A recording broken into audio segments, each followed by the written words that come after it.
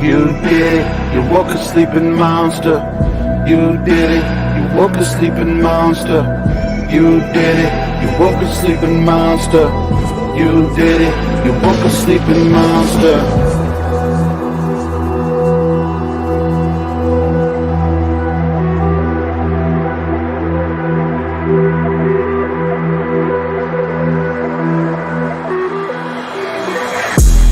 Yeah, now check my lenses. Yeah, look through my window, my crescendo. Step up the tempo, my life's an innuendo, but I'm super like Nintendo. I bounce back like Rambo. I'm the truth, Paul Pierce. Y'all still wet behind the ears. Your peers cried tears cause I spit so fierce. You did it, you woke a sleeping monster. You did it, you woke a sleeping monster. You did it, you woke a sleeping monster. You did it, you woke a sleeping monster. Yeah, I got a bad habit of smacking these maggots like I'm B-Rabbit. I told you boys to go grab it. Throw the life jacket, but you fell and bumped your head dead, Bob Saget. So moving forward, do not feel the mention or pay attention. I am the fourth dimension, I'm the shark, motherfucker, now you've been bitten. You did it, you woke a sleeping monster. You did it, you woke a sleeping monster. You did it, you woke a sleeping monster. You did it, you woke a sleeping monster.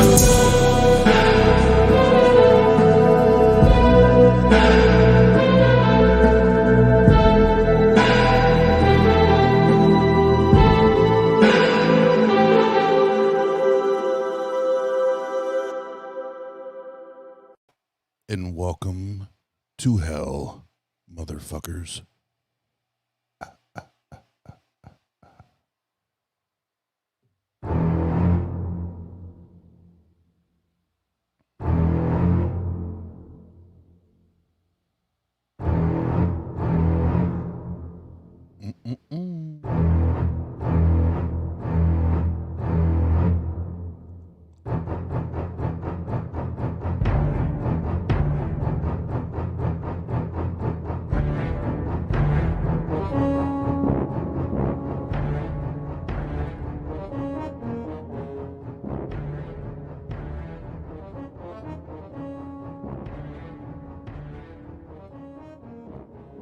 So tonight, Braxton bullshitting Hunter is going to talk to us about the atheist antics. It's rather entertaining.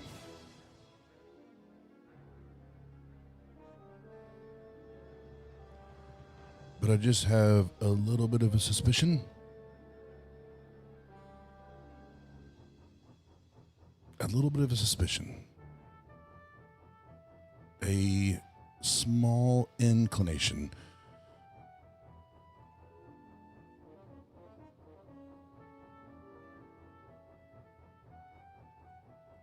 that maybe, possibly the shark may come out tonight. But we'll see. We'll see how batshit foolery, or I'm sorry, how full of batshit foolery Braxton is on this. Let's get down to business.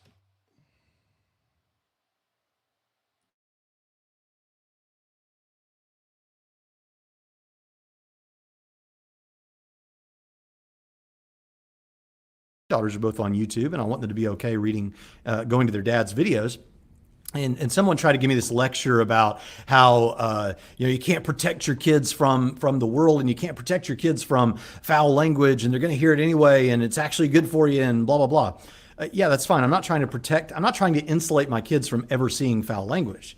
I'm trying to send a message to my kids that in our family we are presenting you with, for your consideration, kids, we're presenting you with a way of life that is not the same as the way of life that you're going to get in the world. It's different in some important and meaningful ways. It's different in terms of decency as we understand it. It's different in terms of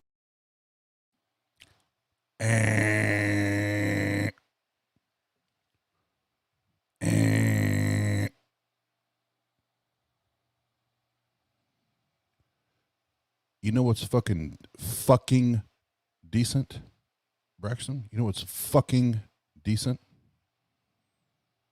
Is when we teach our kids not what to think,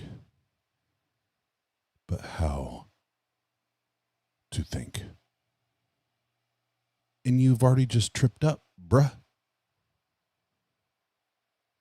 We're barely in the video, and you're already demonstrating how you're programming your children, how you are indoctrinating your children. Because somehow, some way, you've obtained a pathway in life that is more decent.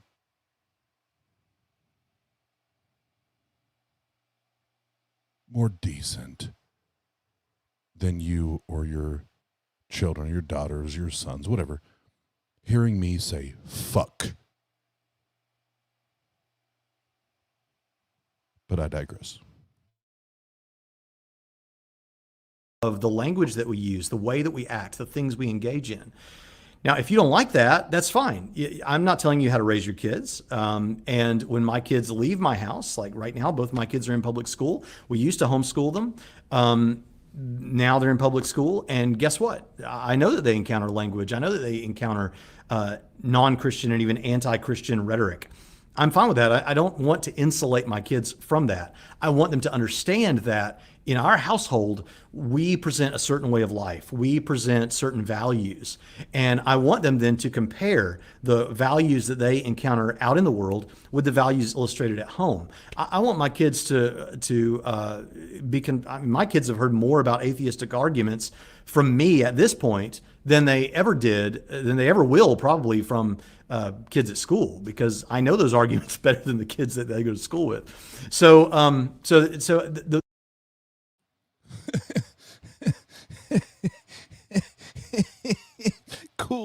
cool, not cool flex, bro. I know the arguments better than the kids that they go to school with.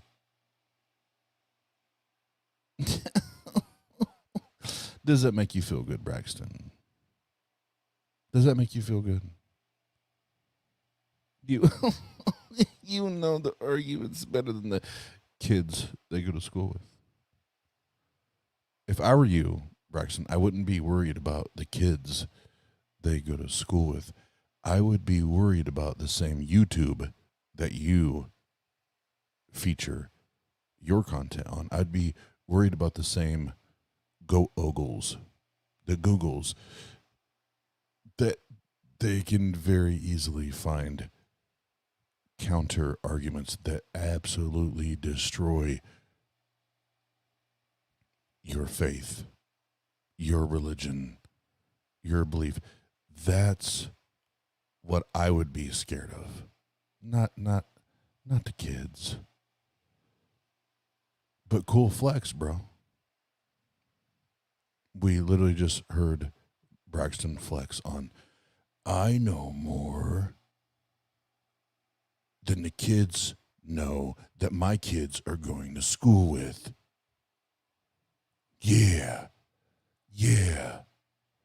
Go Jesus. Team Jesus. Assalamu alaikum, bitch. The bottom line is we're not afraid as Christians. We're not afraid of some Christians are, but the presence of information that we've got to hide it away somewhere. And I'm not saying that Dillahunty is either, but he is advocating for at least presenting the concept of hiding the Gideon Bible, which again is odd to me considering the fact that all you're going to end up doing is creating a hotel room that is chock full of Gideon Bibles. Hypothetically, I mean, how many atheists are going to stay in the same hotel room and engage in this practice? I'm just saying if it were successful in something about how to have conversations with people that engage in certain practices that reveal to us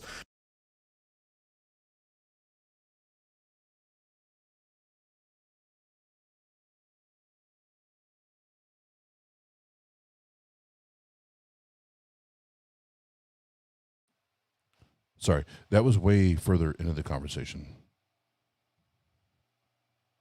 than I wanted it to be. I put the cursor way back and it did not follow my lead, but here we go. Are the types that engage in these sorts of practices, but I'm actually not upset with you or trying to say that you're unintelligent or anything like that. I always want everyone that knows that watches my videos that I care about the audience. I really do.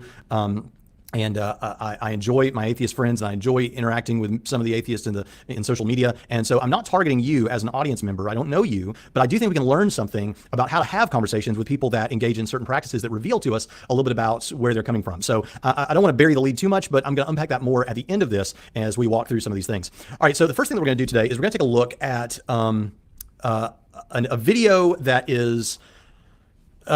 you can probably tell from what's going on here, a person showing you how to mark off in God We Trust off of cash and why that's important and a little bit about that. So let's take a look at this. There are a number of atheists who engage in this sort of a practice pretty regularly. In fact, as I'm looking at this, I didn't even see this before, but over here to the right, you see this coin here. You may not be able to see it, but that's actually someone showing you how to get in God We Trust off of coins too. So interesting way of going at trying to affect change in the world by just taking a Sharpie and marking it off the cash. So let's go ahead and take a look at this video. I'll link it in the description. Cash comes with a little problem that makes it dirty. And I'm a clean kind of guy. I like to clean things up. I enjoy cleaning up big messes. And this is one. I like to clean up the mess caused by our Congress many years ago, back in the 50s, when they created a law respecting an establishment of religion. You might recognize that phrase from the First Amendment to the U.S. Constitution. It's a fact. They made a law that was specifically outlawed, word for word, in the Constitution. And the Supreme Court doesn't mind that violation of the law. So I say cleanse that mind. Clean that unlawful phrase off of there by marking it out, just the way I've done here. Very simply and very quickly, no fuss, no muss. Yes, individuals are protected in their right to express their religion. But in the case of In God We Trust on Our Money, that is not an individual expression. That is the government's expression. And that is not protected. Anyway. All right, so we have here the removal of In God We Trust off of currency. Now, you might think, oh, Braxton, are you going to challenge the legalities of this or the politics of this or anything like that? Nope. That's not the interest I have here. And I'm not upset that this is going on. People sometimes try to guess your motives, which is always a risky game to play. But people think, well, you're making a video like this because you got a dollar bill like this where it was marked out and you're upset about it and angry. And so you're trying to get us atheists, you're trying to manipulate us into stopping this. No, have at it. I've heard some atheists say that they deal in, maybe in the comments sections of this video, but at least one atheist I saw, he said he works at a place where he deals with a lot of cash and he spends part of every day doing this. I mean, it's a part of his way of protesting and is to mark this off of here. And I heard Seth Andrews and Matt. Hold up.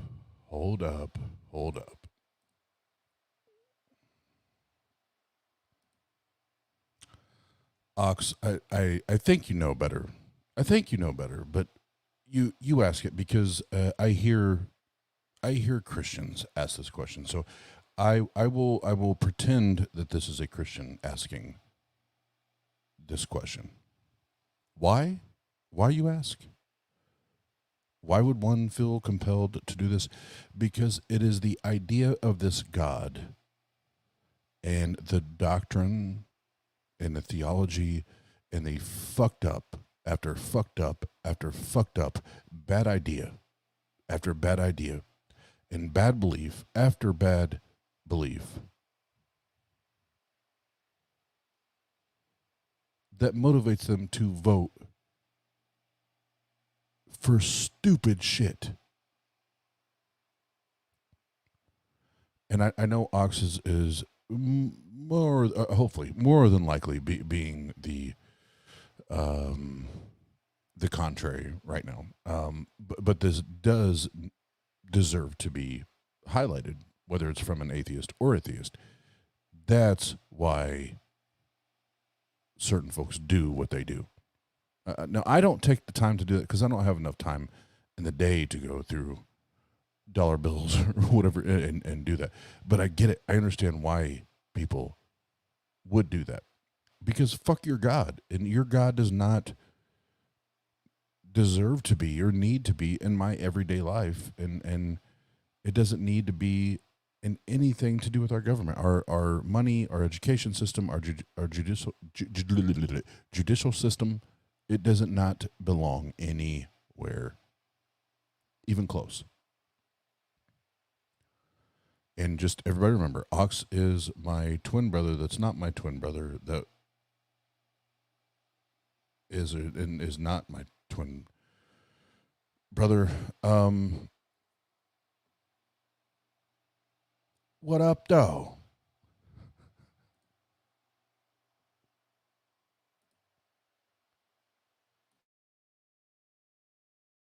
Dillahunty in another video that we're going to look at in just a minute, not about this issue, but in that same video, they discuss this sort of thing. And Dillahunty, I think, said something like that. He doesn't personally do it, but hey, if it affects one person, then that's great. But this is an interesting thing. I mean, a person who, what does it tell us about someone who would take a whole day or, spend a good deal of time or just make it a regular practice to do something like this? Whether or not it's, effective or not, it tells me that we're talking about a person who feels strongly enough about their position that they're willing to spend this much time, not even writing out their own message, but just removing a message in God We Trust. Let's move on and see the next thing that we're going to take a look at. This is from a video called A Skeptical Christmas with Seth Andrews and Matt Dillahunty. By the way, here lately I've had, I think, 2 recent videos with Matt Dillahunty, and I'm not trying to go out and look for Matt Dillahunty videos. It's just that of YouTube atheists that are out there, a lot of the stuff that he talks about is the stuff that kind of interests me to get. Yeah, you are. Yeah, you are. Because you get, it's clickbait. It's clickbait. Stop bullshitting. Braxton, that's how, here on our channel, that's how you got your middle name. Braxton bullshitting Hunter. That's how you got your middle name here. And I can now reciprocate the same level of bullshit that you just tried to levy upon any atheist, anti-theist, agnostic atheist, whatever, that may take the time to put a Sharpie to a dollar bill. You have plenty of people in your camp, Braxton bullshit, that will waste hours and hours and hours of their day, weeks, months to stand on street corners with signs that say, Jesus saves, repent. Or something like, no Jesus, yes to hell. Sorry, no to Jesus, yes to hell. Or, things along those lines. So quit trying to take this moral high ground. Like, y'all don't do some really dumb shit. Y'all do some really dumb shit. And you invest your time and you waste your time on that kind of shit. Or even like here in Fort Wayne, there's a guy that literally gets 2 milk cartons and stands on the milk cartons in downtown Fort Wayne and has either his Bible and a sign, and he'll kind of go switch back and forth on whether he's preaching a message or holding the signs to try to convey a message. And it's like, bro, you're not making a difference.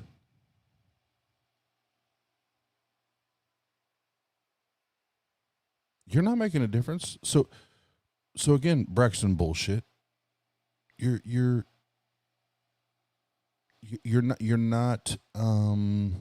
not gaining ground here, because there are way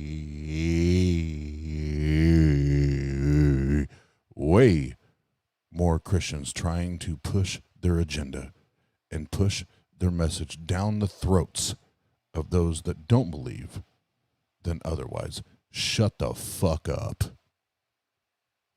Yes, I'll say it again. Shut the fuck up.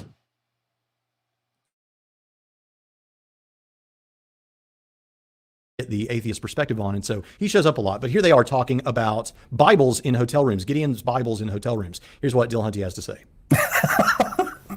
Jeff D had suggested on an episode of the Nonprofits that people play hide the Bible. And so if I go into a hotel room, and I'm thinking about it, I don't do this every time, all the time, but if I find a Bible, it's usually there's a Gideon Bible in the nightstand or whatever, we hide it. And there were people that would actually email Nonprofits and say, you know, we went into the hotel room and we were looking for the Bible and we couldn't find it, and we found where somebody hid it. Oh, really? And I mean, you're not defacing property. It's clever. It's kind of funny. I mean, I get it. Well, and technically, the Gideons leave them there for you. And you could, any Bible that you find in a hotel that's placed by the Gideons, it's perfectly acceptable to actually just take it. They will come around and replace it.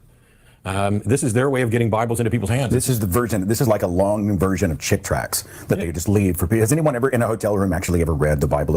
I know I always say the Book of Mormon because Marriott properties are owned by a Mormon, and he includes the book, which was a surprise to me. Right? We were staying in a Marriott property, and I was like, the Book of Mormon. Okay, so this one's very interesting to me. In fact, this video was the impetus for me making this video. Back in December, I saw this, or I guess, yeah, sometime in December, I saw this video, and I thought, this is so baffling to me, because when we're talking about this kind of pedantic atheism that says anytime something comes into my personal sphere that conflicts with my worldview or that I have a strong reaction to, I need to address it. There are Christians that way too, by the way. In fact, I originally was going to title this episode legalistic atheism, because within Christianity we have this idea of legalism, which we could talk about theological, legalistic according to law and stuff like that. But what legalism has come to mean in churches today is when you have certain kinds of Christians who it's about don't do this. It's a list of don'ts. So we never go see R-rated movies. And then, of course, The Passion of the Christ comes out and it's R-rated and nobody knows what to do. Am I allowed to go see it? I thought I wasn't allowed to go see R-rated movies, right? This legalism that as long as you don't do X, you're right with God, which can be helpful in any worldview. Making a list of don'ts is not intrinsically a negative thing. I mean, you have to do that sometimes to make progress. And in terms of Christianity, there are some don'ts for us that we try to practice that help us develop in our process of, in our minds, becoming more and more like what Christ wants us to be, right? But there is this legalism that says things like, don't ever go see an R-rated movie, don't ever listen to secular music except for the Beatles and Elvis, because, I mean, come on, right? So these kinds of things are very interesting. This legalism that emerges. And the thing that we find objectionable about it is, first of all, it doesn't deal with the heart issue. It doesn't deal with the bigger issues. It tries to protect one from the world, basically. And in atheism, you get this kind of legalism as well. Not with everybody, maybe not even with the majority, but with certain individuals, you get this legalism that says, if anything comes into my sphere, just like with the legalistic Christian, if anything culturally comes into my sphere that conflicts at all, or is not consistent with or comfortable with my worldview, then I'm going to address it. I've got to confront it, and I can't stand for it. I've got to do something. I get that. We should have conversations about those things, and I have no problem with things like peaceful.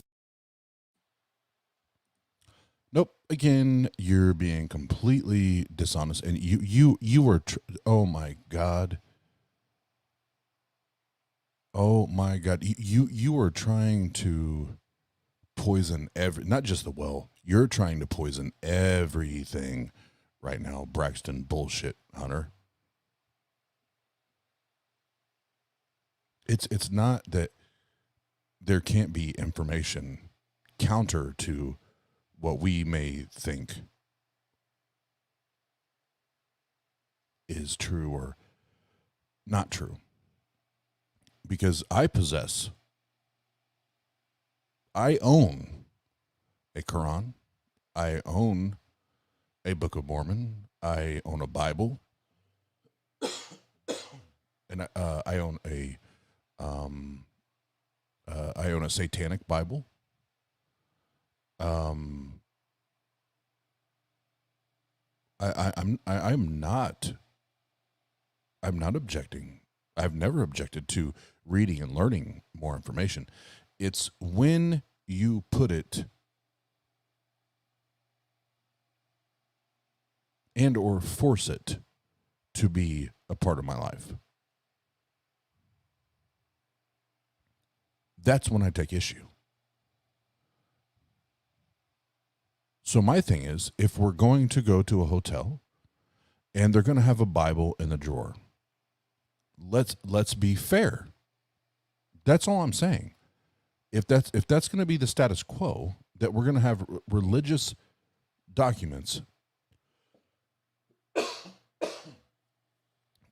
in the hotels, let's make sure there's a Bible, a Book of Mormon. Let's make sure there's a Quran.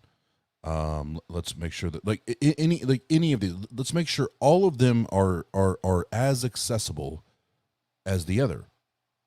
Because when presented this way, it's just about you and your belief. That's when it gets fucked up. That's when it's flawed, and you're not understanding. Why? Because you're lost in the sauce, bruh. And I know you try to project yourself as not being that,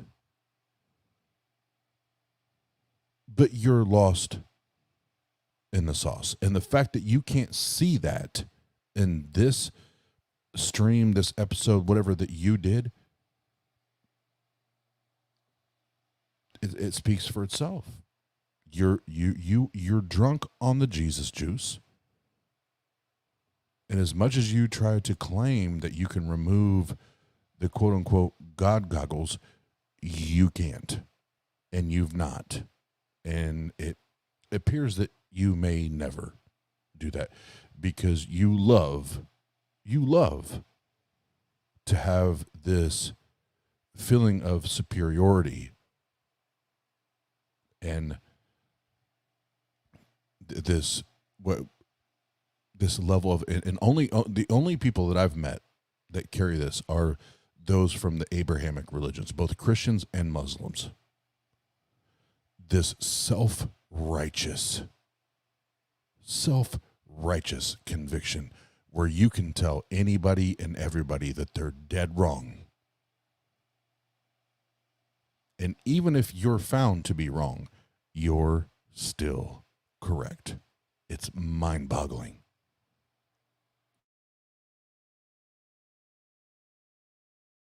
Protest.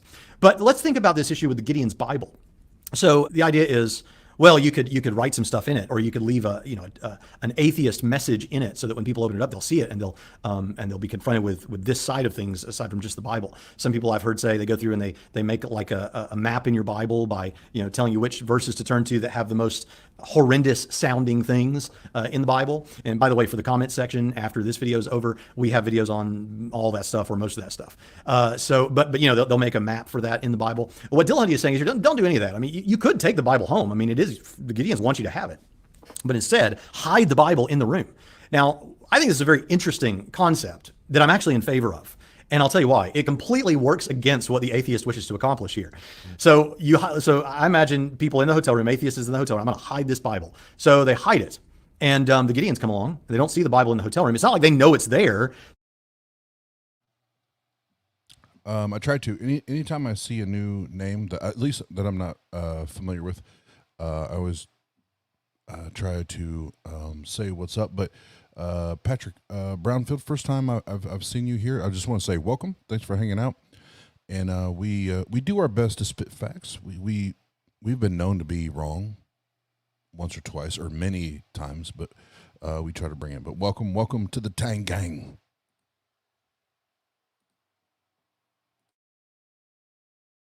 So So they're not going to replace it because it's still in the hotel room technically, because they've got a Bible radar where they know it's still in the hotel room. So we're not going to replace it, but no, they're going to replace it. If they don't see it, they're going to have it replaced. So then you hide that one. Okay, then we put another one there. We replace that one. So that at the end of this chain, every drawer, every refrigerator, everything that someone opens in the room, a Bible's going to fall out. That person is surely going to think that God is trying to send them a message or something, right? So I'm not sure how this helps your cause. I really don't see it there. But the very idea,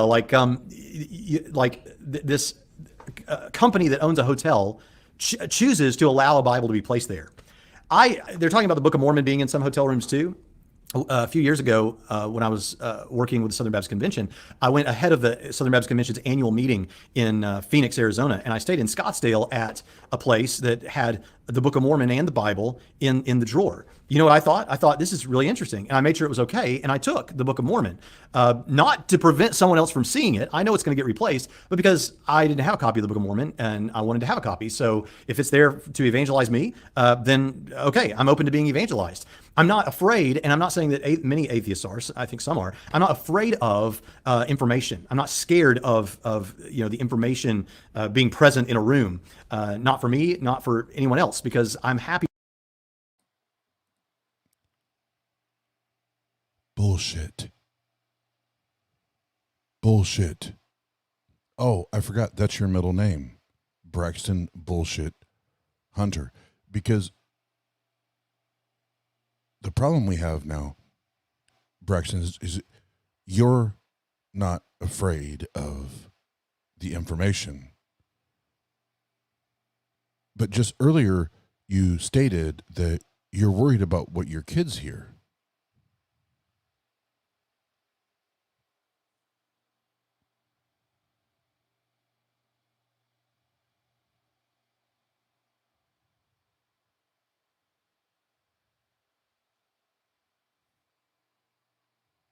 Isn't it ironic?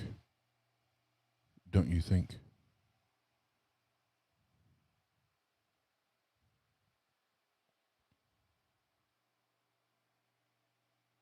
I mean, why are you afraid of what your kids hear? Because if you're really being the good Christian daddy, you've already trained them up. They know that this is bullshit, right?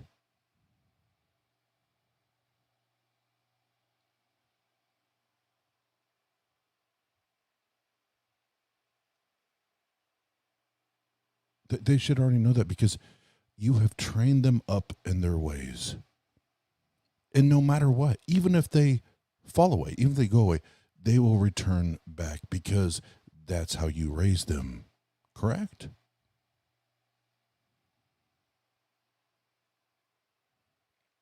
I feel like we're flipping and flopping here.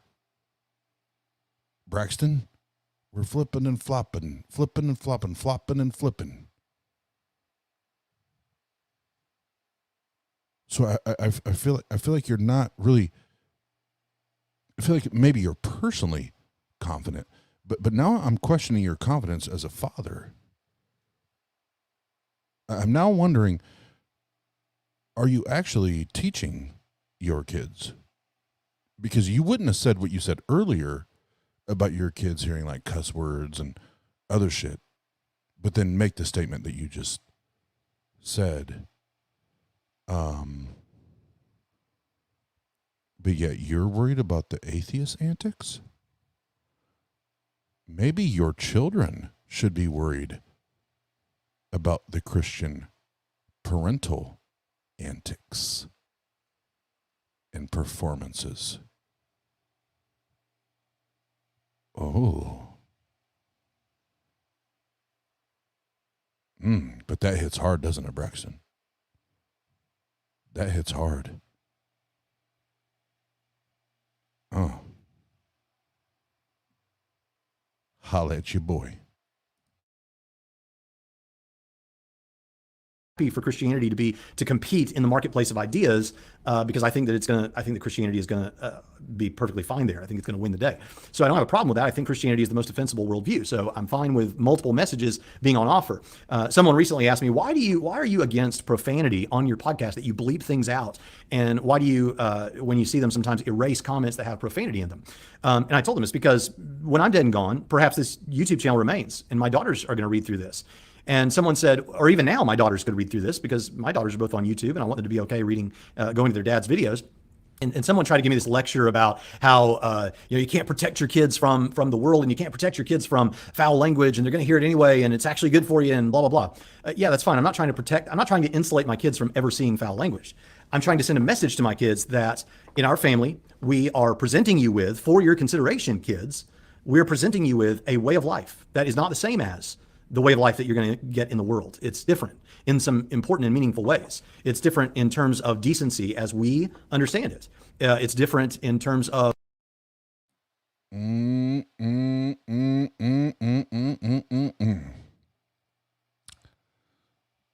Service up that silver motherfucking platter. Oh, we want to talk about decency, Braxton?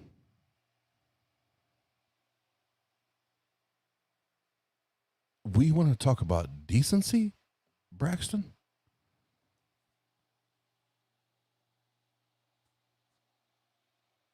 Oh, another new name. Hold on, we got to do this.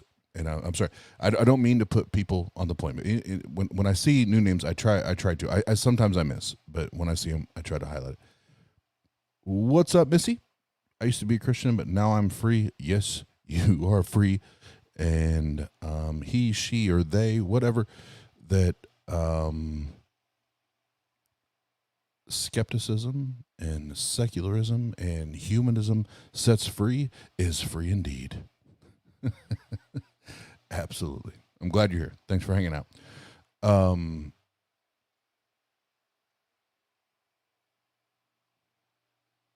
But Braxton, we got problems, bro. We got problems. Let me pull up my seat. Let me pull up my seat. You want to talk about? Oh, you know what? And again, someone first night in the chat. I'm gonna highlight, because this is exactly where I'm going. Superiority much. That's exactly where I'm headed.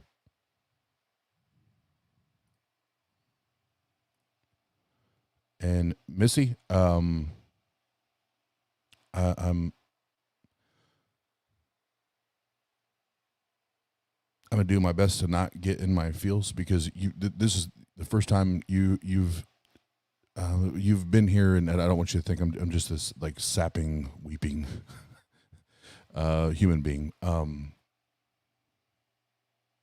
But I get that, and I relate to that more than you may know right now, and hopefully you can go back on some of our other content and understand what I mean when I say that. I know the way that hurts, and I know the way that stings, and it fucking sucks.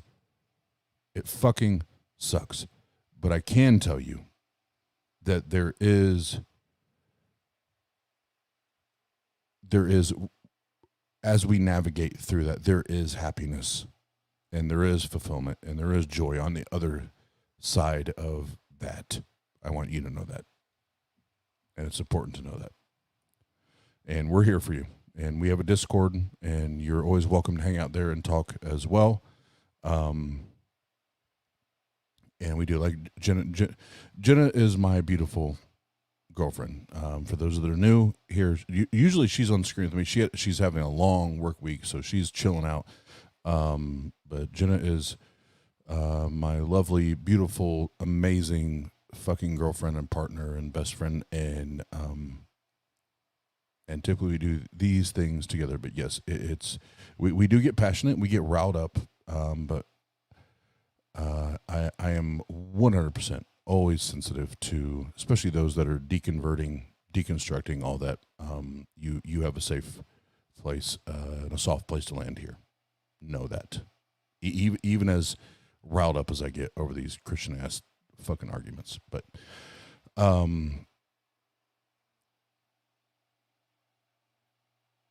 back to Braxton.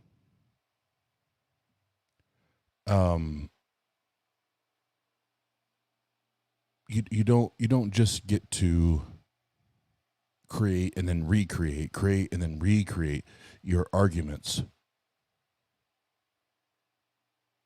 just to fit your narrative. Like it is one thing or it's the other.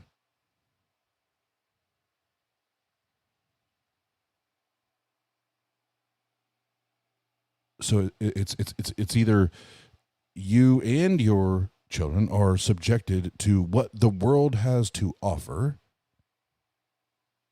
in its totality. And you do that, which is what I would recommend. Teach your kids how to think, not what to think. Or you are programming them and indoctrinating them into your personal belief, Braxton. And that's what it sounds like you're doing or trying to do. But I digress, because there was a point or two I was going to make that I lost because I got passionate about the chat. So we'll get back in the video. Of the language that we use, the way that we act, the things we engage in. Now, if you don't like that, that's fine. I'm not telling you how to raise your kids. And when my kids leave my house, like right now, both my kids are in public school. We used to homeschool them. Now they're in public school. And guess what? I know that they encounter language. I know that they encounter non-Christian and even anti-Christian rhetoric. I'm fine with that. I don't want to insulate my kids from that. I want them to understand that in our household, we present a certain way of life. We present certain values.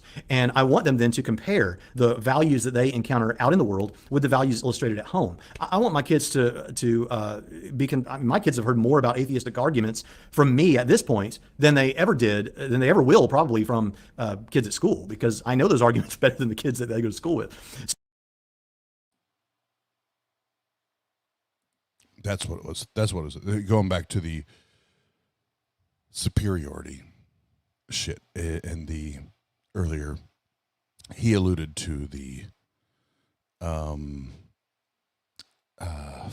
what was the word he used? I'm trying to scroll up because somebody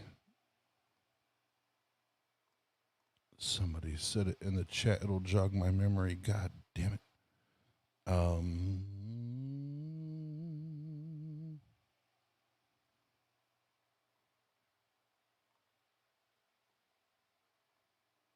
damn it. I know it was there.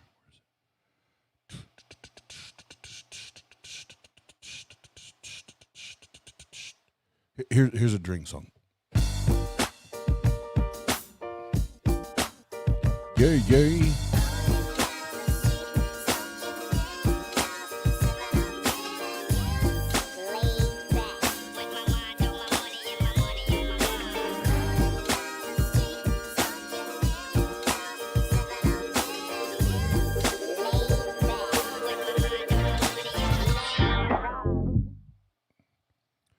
Fuck, I couldn't find it. What was the word he used when talking about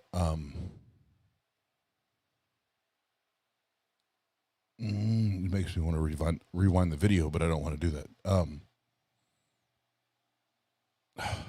damn it.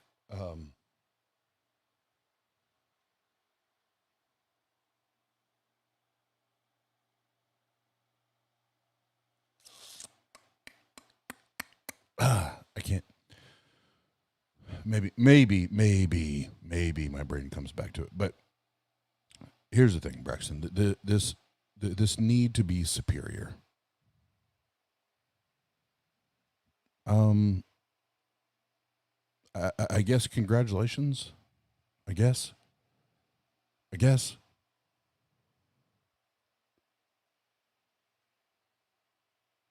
But Braxton, what if? So you homeschooled your children for, however many years, up to whatever grade. Cool. And then they go off to public school. Braxton, what are you and or your wife, what are you going to say? What are you going to say? What are you going to do if they come home after a school year, during spring break, or summer break, whatever, and they say, Braxton, Daddy, and whatever mom's name is, I know you love Jesus. I know you love God. But not only do I not believe what you believe anymore, but I know that I'm a homosexual, or I know that I'm a transsexual, or I know that I'm non-binary, or I know that I'm go down the list of options. Braxton, how are you going to react?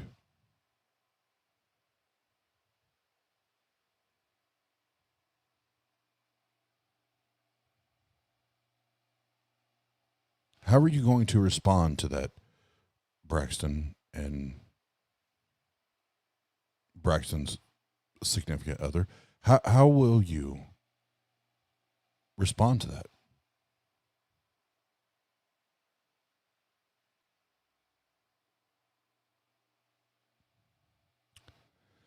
I just don't see it being as cute as you're trying to parlay it or display it. I just don't see it happening that way. You may try to publicly project that you handled it that way, but I think that would be a huge hit to your ego and your pride, because why? Braxton bullshit Hunter is a Christian apologist that spends his entire life defending the gospel of Jesus Christ, defending the Bible, inspired by Yahweh, that not only criminalizes but sentences those in the LGBTQ plus community to death, to death, to death. So all of a sudden, Hunter, I feel like things change a little bit. But you don't want to talk about that. You want to talk about the antics of atheists, the ones that actually fully accept and endorse and are allies and fans and cheerleaders and friends with and best friends with and enjoy the company of people in that community. We love them and embrace them.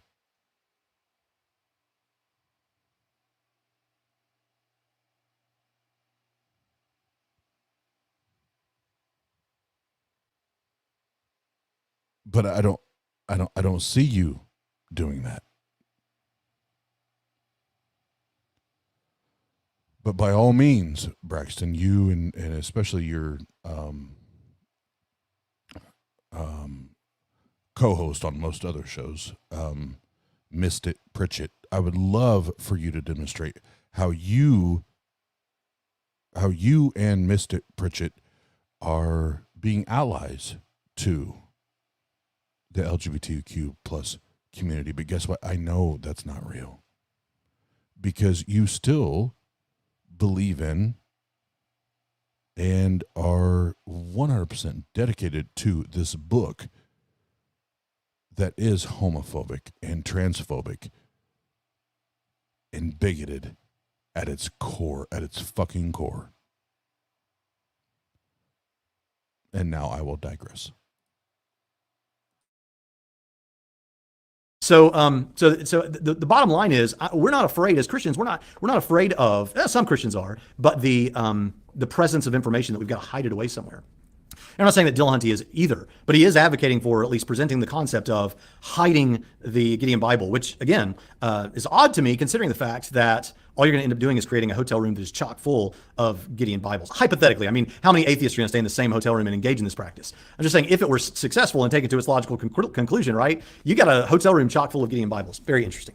All right, but it does get to, there are certain people, and I know Dillahunty is not this person, but there are certain people that rather than engaging in that dialogue, or on top of engaging with that dialogue, the goal is actually to silence or remove the information so that it's not available. That brings us to the next thing, and I'm gonna play this clip from a local news station, and it gets a little more serious here, and then I want you to draw your own conclusions. And this is from several years ago. People sometimes say, well, are you going back and getting comments from The Amazing Atheist or from other atheist advocates or news stories or whatever from 5-6 years ago or more? Because these things are still going on, and this is a great example of it. Maybe it's a better example of clearly articulating the problem than I can find right now. But these things are obviously still going on. Here we go. She was standing up for her religious beliefs in the classroom after breaking a class rule by saying, "Bless you," to another student. It's a story we received tips about online, and tonight we're learning more. WMC Action News 5's Michael Clark live with what he knows so far. Michael? Yeah, Ursula Kendra Turner is a senior at Dyer County High School. She says that her teacher disciplined her after she said "bless you" when one of her fellow classmates sneezed. Turner feels her teacher was taking issue with her religion. When she stood up for herself, Turner says she was told to go to the administrator's office and later placed in school suspension for the rest of that class period. Her pastor tells me students had just talked about how to stand up for their faith last week in church. There were several students that were talking about this particular faculty member there that was very demeaning to them in regards to their faith. A student sent me this picture. It shows a list. By the way, I want you to notice this is the list of things that allegedly that the teacher was saying you're not allowed to say in our classroom. Dumb, okay, that's fine. Boring, okay, that's fine. Stuff, all right, be more articulate. I don't know. Now, that's interesting, right? There are certain people in the atheist community that would not agree with that, right? Because I don't know is sometimes the most honest thing you can say. I agree. Other peer pressure, other peer expressions. I don't know. I need more information on that. Below "bless you" is "hang out," and then I can't read the rest of the list. But "bless you" right there in the middle. But I think it's interesting that "I don't know" is on there, so that if you really don't know, I don't know. Maybe they're saying you need to go do some more research. So you can address that. I don't know. I have sympathies with that too. Let's continue. List of words the student claims the teacher does not allow in the classroom. You can see "bless you" is on the list. Turner's parents tell me school leaders claimed the outburst was a classroom distraction, that Turner shouted "bless you" across the room. All right, I just because there's stuff on a whiteboard. I don't know. I don't know where that whiteboard was. I don't know if that whiteboard was actually located in that teacher's classroom. That could have been founded in any where somebody could have fucking made that shit up and wrote that. That's not. Come on. See, this is why I call him Braxton bullshit.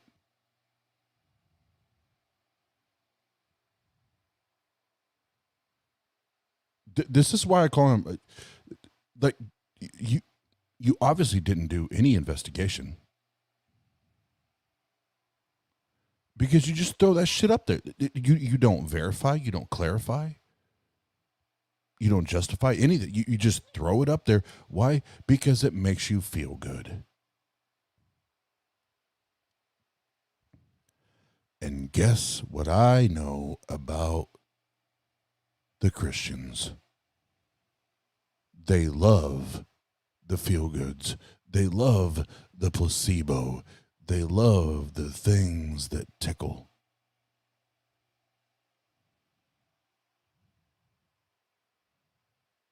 Get out of here with that bullshit, bro. That whiteboard, you could have wrote that whiteboard.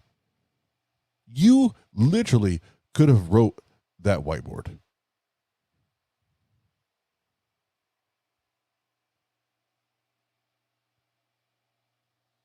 I don't know who wrote that shit. That means nothing to me. So when it says "I don't know" and you try to posit, well, atheists would disagree. Well, I don't know. I don't know if I would agree or disagree because I have no evidence. I have no evidence. You're just dropping claim on top of claim on top of claim, hoping that it sticks. Meanwhile, it doesn't fucking stick. Why? Because I'm going to create a little jingle for this when we do this. It's Braxton bullshit. It's Braxton bullshit. Braxton bullshit.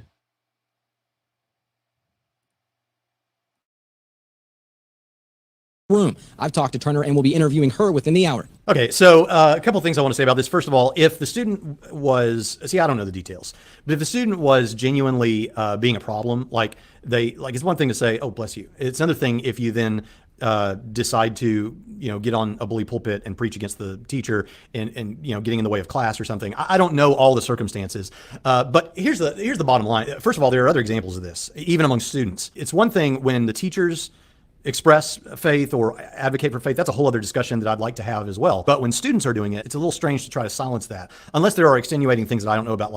It was like, okay, gotcha, freedom to express that, and then she just kept on, becoming a problem for the class. Okay, I can see that. But the bottom line is, you have people that are upset with any expression of faith within a culture, like saying something like "bless you," which I know the history behind "bless you." Okay. Oh, Nice try, Braxton. Nice try. Again, nice try. Way to try to conflate, where you say, okay, I understand all of this, but all of this may be wrong, but boom. And you go there. What? You're such a dishonest piece of shit.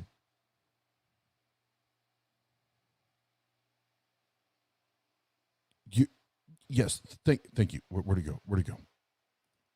Thank you, PavlD. If you don't know the circumstances, why bring it the fuck up?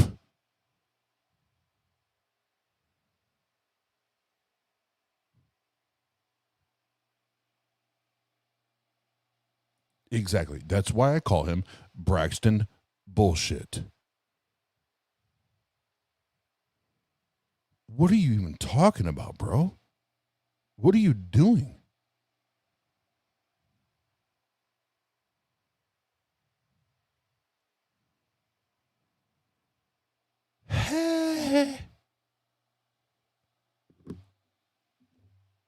That deserves a drink.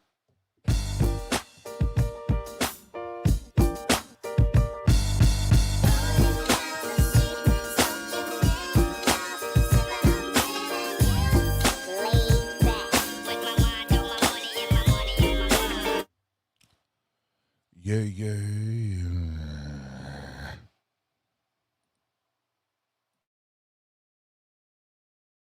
That's not the point. The point is, it's getting a little bit silly here, folks. It's getting a little bit silly.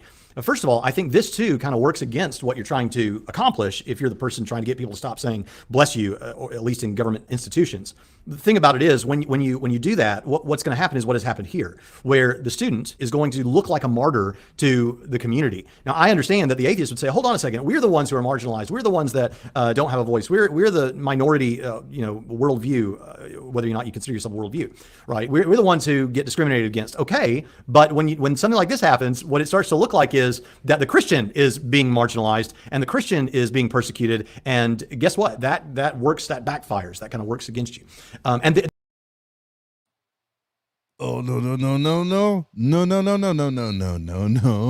no, it doesn't work against us. Because why? Braxton, you and your family, your children and Christians, you love to be the victims.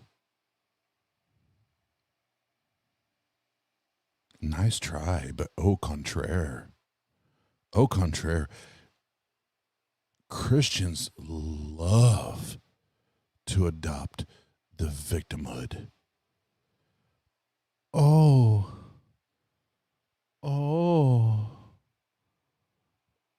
I'm so victimized. I'm so attacked. And people are saying bad things about Jesus and God. Oh, I'm in 2022. I'm persecuted because of my faith. Oh, I'm so hurt and distraught because I live in America where Christianity is so persecuted and people hate me and want to kill me. And man, get the fuck out of here. Get the fuck out of here with that bullshit.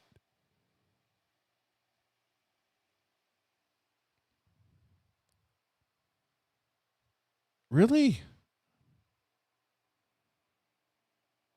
Really? Oh, feel sorry for me. I don't feel sorry for you. I do not feel sorry for you.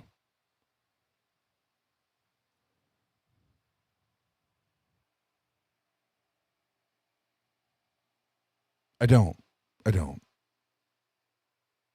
Braxton bullshit. I do not feel sorry for you. I don't feel sorry for your kids.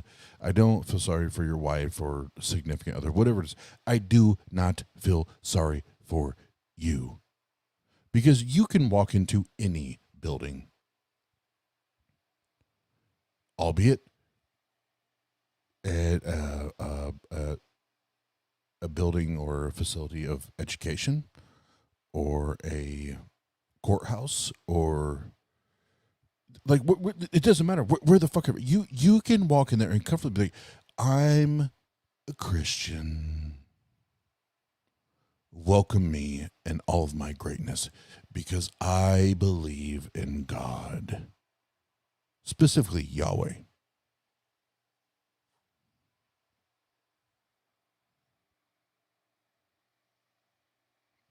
You can do that. But just today, I went to a restaurant, a fast food restaurant. I was going to go to the gym. I just wanted to grab something really quick, like just a little snack and a drink and go to the gym just so I had a little bit of something on my stomach before I worked out. And I had shorts on, and there was a lady standing next to me, and she saw the tattoo on my right calf that is very clearly just a microphone. And for whatever reason, she was like, oh, is that an anchor? Is that an anchor?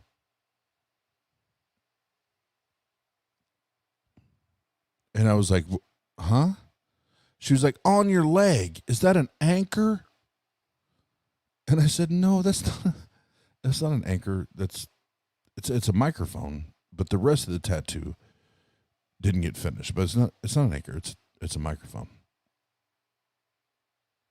And she said, and I quote, oh, I thought it was an anchor. I was getting ready to ask you if you were anchored to the Lord.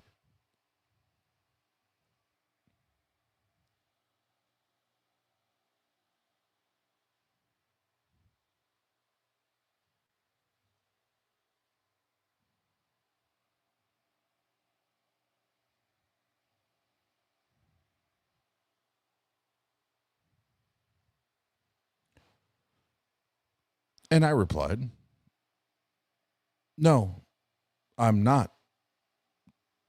First of all, no, it's not an anchor. And I'm not anchored to the Lord. And I will never be anchored to a Lord. Period.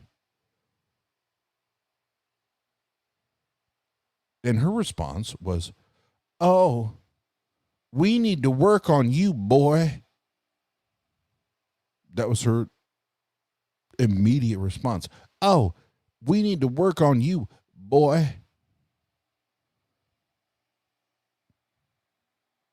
And again, my response was, well, many have tried to work on me, because I know what you mean when you say that. Many have tried to work on me. But, ma'am, all have failed. All have failed. So if you would like to attempt to work on me, I don't know what that means to you, but you can try. You could try, but all have failed. Because I don't buy into this bullshit.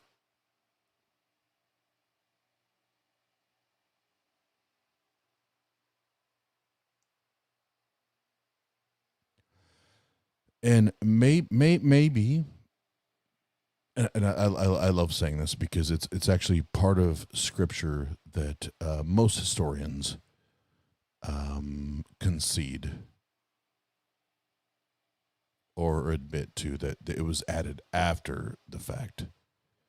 So I love to go to it where Jesus said on why he's hanging on this cross, and I'm not saying I'm still 100% hashtag Jesus is a fucking myth, but just for the conversation, Jesus is on the cross, right?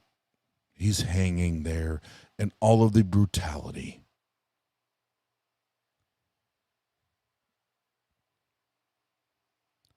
And he prays up to Yahweh, which is supposed to be him, but not him, and always him. And this is actually where I agree with Muslims, but because the Trinity shit doesn't make any fucking goddamn sense whatsoever.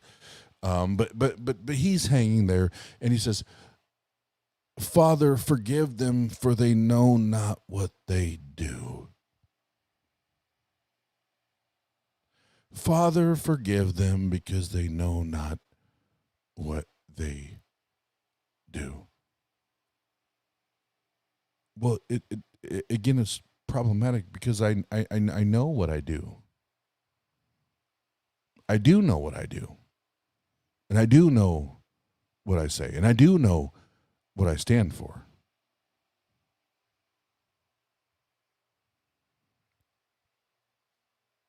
And everything that I do and everything I stand for is 100%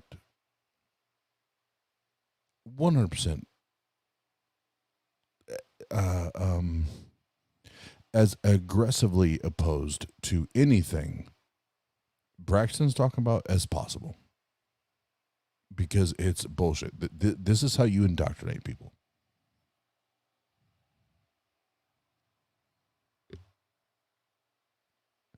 Yay.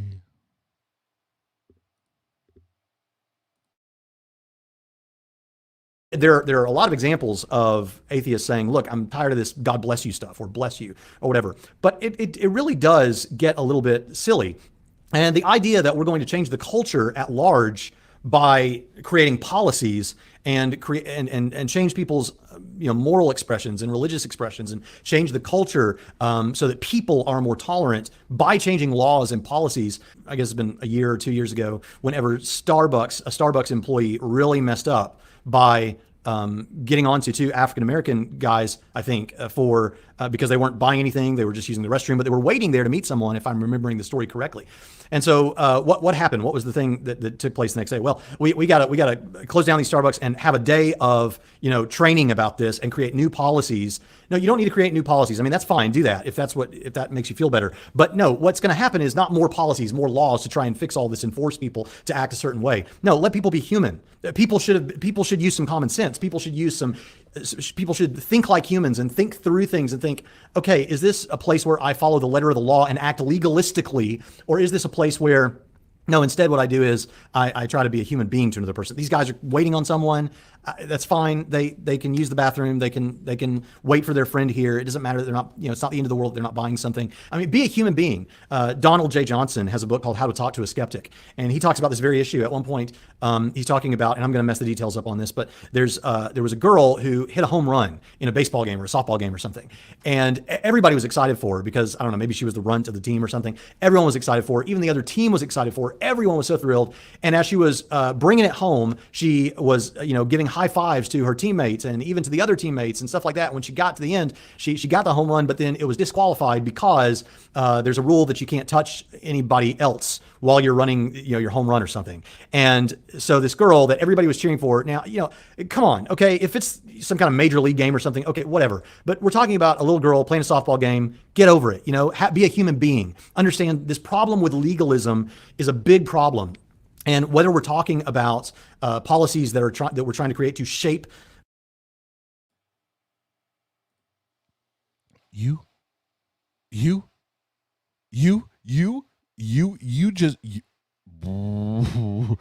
just tried to use that example? Come on, Braxton.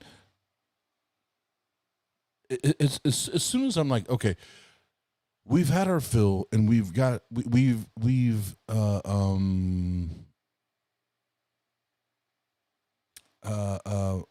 arrived to the maximum level of bullshit that can come from Braxton.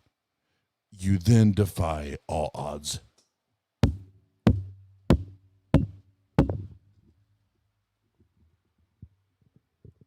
Really, bro?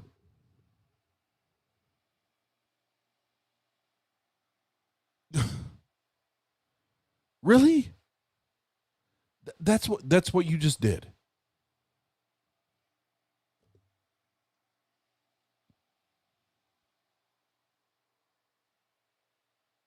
And here's where I'll say it. I do say it, and I will continue to say it. This is where I've been accused of, and I am guilty.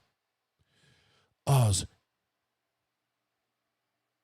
there's the angry atheist phase, and most of atheists, or most of you, move out of that phase, and you become more delightful and more politically correct, and you become more loving and embracive. Cool. Good for them.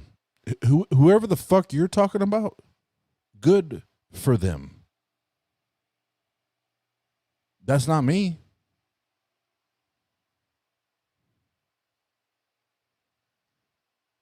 And I can say, and I won't go into all this. I can acknowledge that up until the time, or I'm sorry, up until leading up to my mom's passing,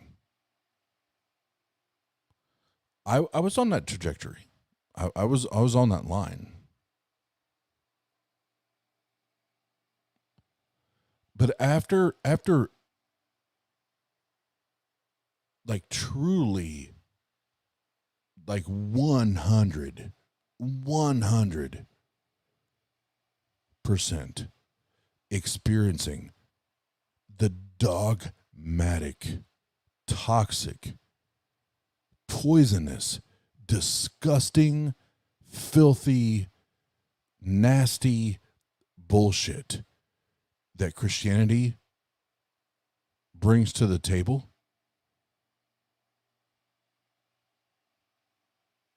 I don't miss word. I do not mince words. I don't play. I don't pretend. And if you want to be here and you want to hang out and you want to subscribe and listen, we will fucking love you right where you are at. And we will create a place for you to belong. But if you're looking for a place to coddle the Christian bullshit, if you're looking for a place to coddle the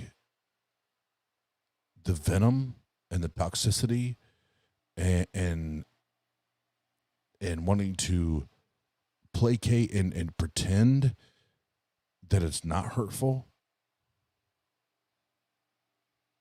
and it's not traumatic and it doesn't create all the very similar shit that I have in my life, you don't belong here. I'm just gonna say you don't belong here, and I'm cool with that. I'm fucking cool with that. I'm good. The Atheist Network Group, TANG, is not for everybody. It's not. And you know, I've told again, Jena, my girlfriend, I've shared this with her, and she knows this about me. And I've shared, I'm very, very self-aware, as much as some others try to pretend that I'm not. I'm very self-aware. I know I am not everybody's cup of tea. I know that. And like my mom said before she passed, and my therapist still to this day says, when it comes to me and my personality and the way I deal with things, there's not a lot of gray area. You either love me or you hate me. And I'm okay with that because I know that and I understand that and I embrace that. So if this is not your shit, it doesn't mean I don't love you. It doesn't mean I don't care about you. I just know this is not your shit. It's not your cup of tea. And I'm cool. I'm cool with that. I'm cool with that. I'm cool with that. Like 100. I'm cool with that. But on the other side of that, if you're looking for not just a channel, but even in our Discord, you're looking for a place where it's going to be raw and it's going to be real and it's going to be transparent, and you want to have those real conversations and have a place to land and try to figure out your deconstruction or deconversion or whatever, we would love to make that place for you. Because unfortunately, there are people like Braxton Bullshit Hunter that try to pretend that it's one way or no way. And that's bullshit. Because Braxton and his counterparts, none of them have evidence to demonstrate. None of them have evidence to demonstrate that there's a different side, that God is waiting on you or waiting for you on the other side of the stream that Braxton does.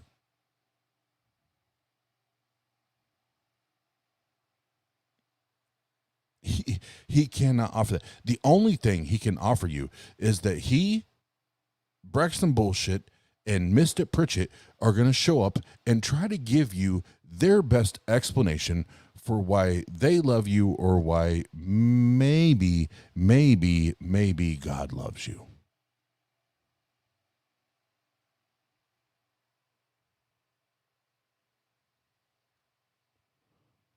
While here, we don't have to talk about maybes. I can tell you why I love people.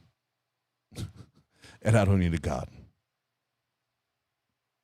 I don't need a God. I don't need Braxton. And I don't need Mr. Pritchett. So we'll go, we're at 1:17. I'll go maybe 5-10 more minutes before I wrap it up. But fuck their shit and what they're talking about. You don't need a God to have belonging or community or whatever, which is where I feel like Braxton's going here, because that's what the fuck he does.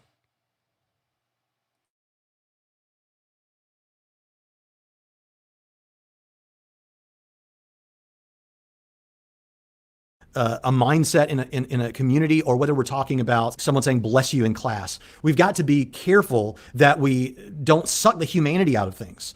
And so there's two things going on here at play. One is there an attempt to silence any talk of faith or expression of religion by students? And I don't think in general, in a big way, that's happening. But where it happens, it's kind of ridiculous, and it's not the way to have these. We shouldn't be afraid of having these kind of dialogues. And secondly, is this legalism that forgets that people are people, and we should not try to fix everything with more policies and laws. We should try to be human beings to one another. So that's another issue here. And so here's the thing. Most of the people that you're going to encounter are not the people that are engaging in this sort of thing. So here's a message to the Christians. So to the Christians that might be viewing a video like this, most of the people that you're encountering are not going to be these people, right? These are the atheist popularizers. Or agnostic in Bart Ehrman's case, whatever. But most of the people you're encountering are not these people. You know who else they're not going to be? The atheists that you're going to encounter? They're also not going to be this person, the person who wears this, I even have to follow him, atheist t-shirt. The person who is very much like some, not all, atheist YouTube type people in the comments section. These are not the people that most of you are going to encounter doing apologetics or doing evangelism in your day-to-day lives. You know who you're going to encounter? Everyday people who don't have an axe to grind about this. They just genuinely have stopped believing in God for whatever reason, or they're experiencing doubt, or they're on the fence or something, and they're not, hey, debate me on this, and they're not, marking out in God we trust. So what about those kind of people that are doing those things? The people that are doing those things, those kinds of people, and you're in the audience, there are some like that who are viewing this video. I get that. And I'm not trying to be offensive toward you. In fact, I want to be sympathetic to something. This is a person who their atheism has become a part of their identity. I'm often told by atheists that atheism isn't anything more than a lack of belief in God, right? I just don't believe in God. I remain unconvinced of God, right? So I don't believe in God, and in that sense, I'm an atheist. But it's not. I'm saying God doesn't exist. I just lack a belief, and that's all it is. It's not a worldview. It's not I've got a video on that, but it's not a worldview. It's not a statement about anything else. Fair enough. However, for a person who's engaging in these kind of things, this pedantic level of activity, for a person like that, and I'm fine, go ahead and, mark off the In God We Trust, take the Gideon Bibles. It's what they're there for. I would try not to say, God bless you to an atheist to try and make a point or something. But that kind of a person, their atheism has become very much a part of who they are, an important, meaningful part of who they are, to the degree that they're going to go further than most people who simply lack a belief. Now, here's what that means for Christians engaging with such a person. It means and you might say, well, why are you talking to the Christians? Well, based on a recent poll that atheists may or may not have largely participated in on YouTube, the majority of our viewership is still Christian. It's just that atheist commenters are probably the loudest. And that's fine, go for it. But that kind of a person, it has become such a part of who you are, so meaningful to you, such a cause for you, for that kind of person, that I think we got to be careful how we approach it. So if you take counseling classes, then you'll discover that one of the things that when you do counseling adolescents, one thing you got to understand is that if you want to shut down a teenager real quick to where they are going to be way less receptive to what you have to say, start criticizing or making fun of their music. You should never do that. And the reason is because even if they're listening to music that has really negative messages that are perhaps impacting their thinking, and we want to deal with that eventually. People consider music to be very much a part of who they are. It's an interesting thing. It's a kind of mysterious thing about music. I'm this way too. But whatever your favorite group is or band is or whatever, or style of music, that can become very intricate to who you are. Integral is the word I'm looking for, to who you are as an individual. The same with friends, who your friends are. See, both of these things get very sticky when you're dealing with teenagers because they may have an influence, whatever your worldview is, they may have an influence that is absolutely destructive. And so it becomes very difficult to try to figure out how do I deal with and call attention to that fact without insulting or mocking or something, a relationship that is a part of their identity. When you get to an atheist who is, and this is true for Christianity too, everything I'm saying to you, I could say to a Christian, and is to a certain degree true about me, right? So I don't want to be a hypocrite about this. It's true about me to a certain degree. But when you got to be careful how you deal with someone who has this degree of dedication, because atheism has become a part of their identity to such a degree that when you insult it's difficult to separate that from you're insulting them. Now, with such a person, here's my advice. And I'm not saying this is always going to be the case. This is my recommendation. That when you're talking to someone like that, you need to recognize that the arguments and evidences, it's going to be very difficult to have a meaningful conversation with someone who they're dug into that degree.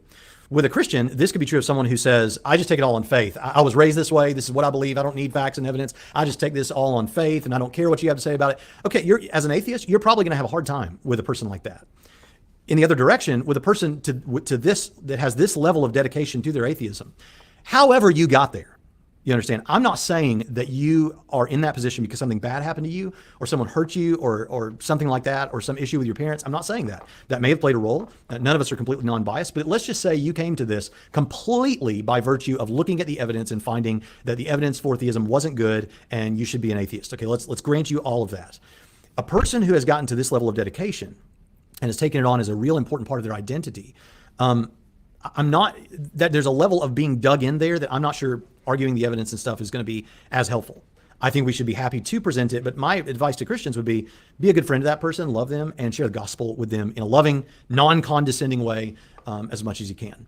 And over time, they're aware that you're open to talking about this, but this is a kind of person that I think there's something deeper happening here because it becomes something that is personal in a unique way, and it can be...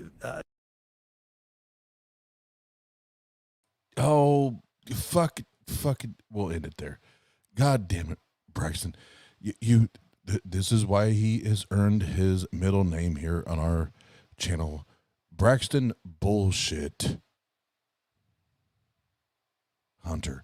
Braxton Bullshit Hunter. What the fuck are you even saying?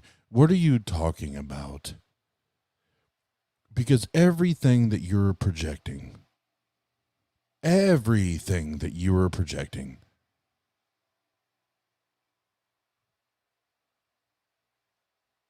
funny because then it just deflects back onto you and your Christian cohorts. What the fuck are you even talking about?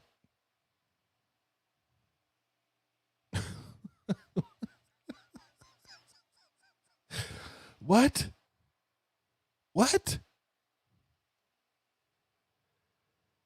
Oh, I'm concerned if you. Oh, I'm concerned if you. Oh, I'm concerned if you. You know what, Braxton? I'm concerned that you first have been convinced that this fantasy man. I'm concerned that you believe that this fantasy man that's been created, that you believe that this fantasy man has influence in your life. I'm concerned that you, a grown-ass adult, that you believe that this fantasy man should have a place and should impact your decision-making as a man, as a father, as a husband. I'm concerned. I'm concerned.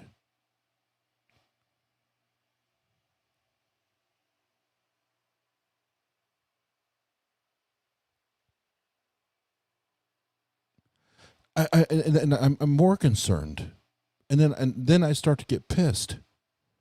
I'm more concerned. I start to get pissed because you're trying to take your belief in this fantasy man that you have no good evidence to show exists. You're trying to then convince other people that this fantasy man exists.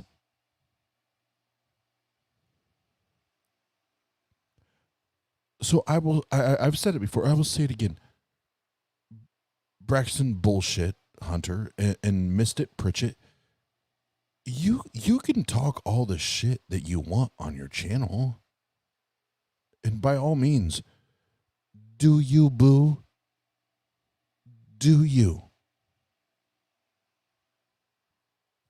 But it's concerning when two grown-ass men want to attempt to convince other grown adults that fantasy characters are actual and participate in their everyday lives. That's what's concerning. That is what's concerning, Braxton. Because at the end of the day, you, Braxton bullshit, and you missed it, Pritchett, you ain't got the evidence.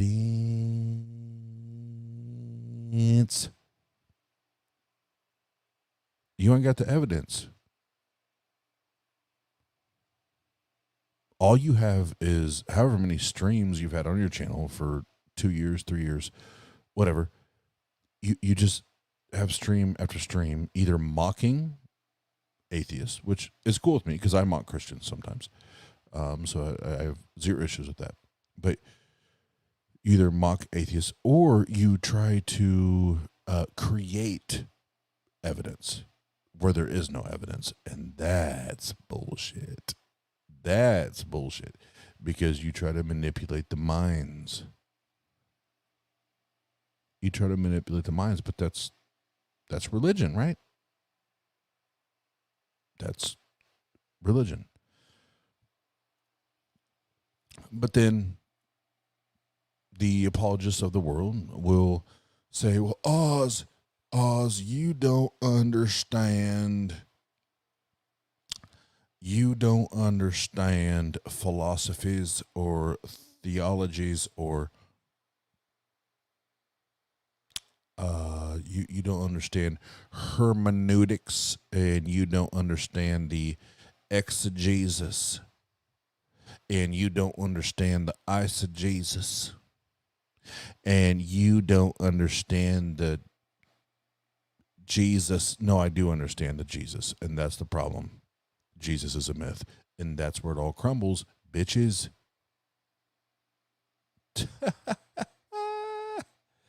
Jesus is a myth. That's where it all crumbles.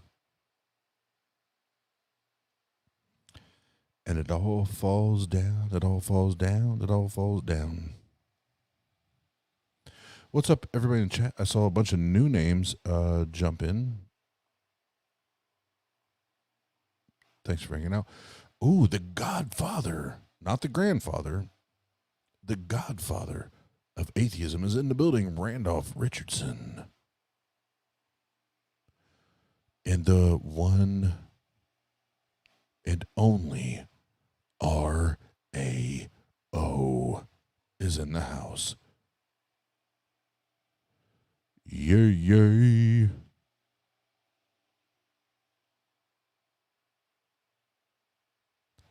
Yay, yay.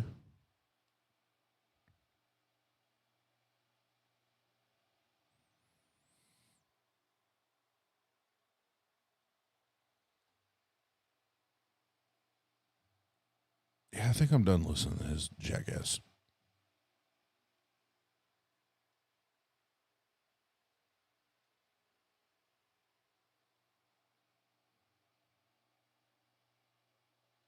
Oh, let's see.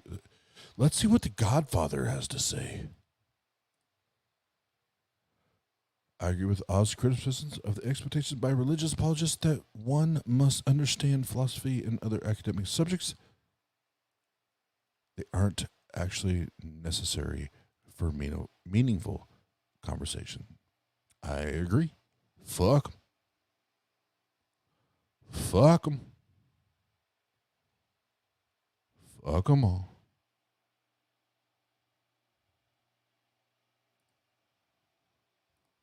Ladies and gentlemen, boys and girls of all ages, welcome to the chat. The one and the only R.A.O.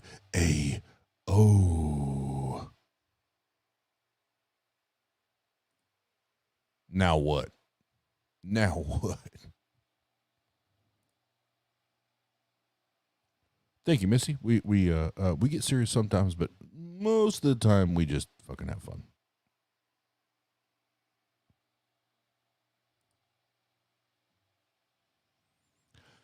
Yeah, yeah. Well, before I go off, just because, like I said earlier, I'm feeling froggy and not feeling sleepy. Anybody want to hear the new song I recorded? Was it today or yesterday? Spitting bars. Spitting bars.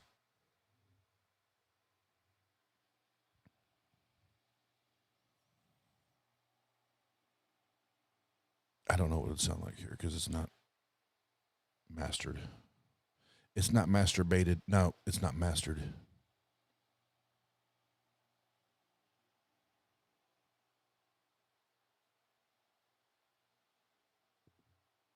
I don't even know if I'm hooked up to my Bluetooth on here.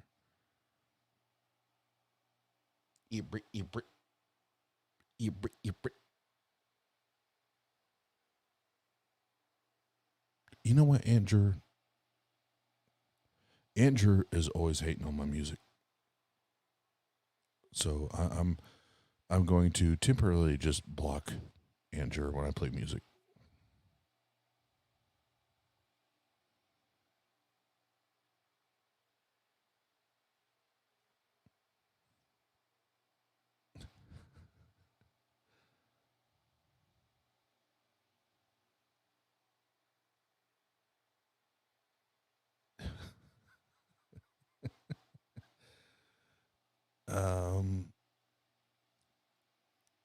Yes. Anyone else tonight complaining, I'm just going to accuse you of your thong getting tied up in 8 knots. 8. Specifically 8.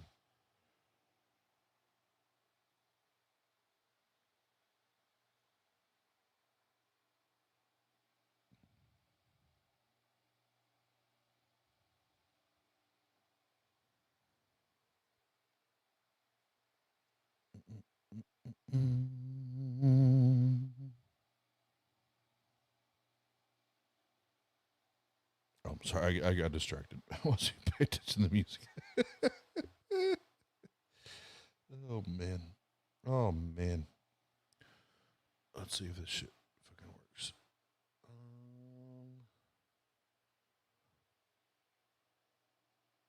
All right. Andrew's blocked.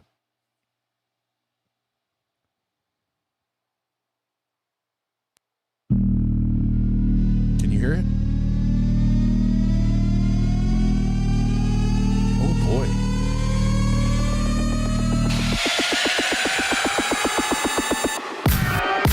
Yeah. It's your boy, Ozzy. Get at me, dog.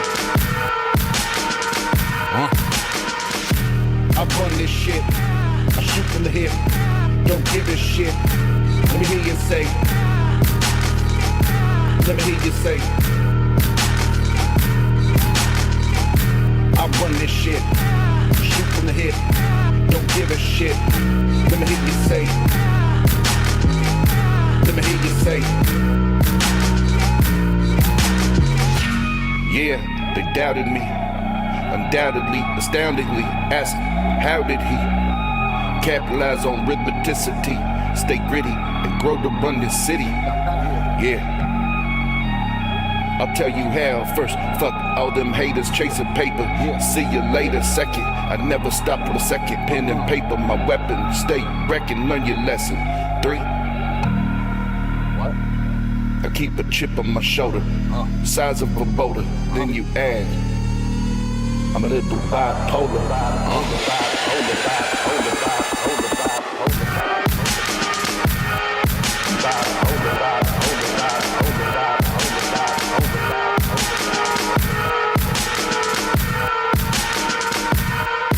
Yeah, I run this shit. I shoot from the hip.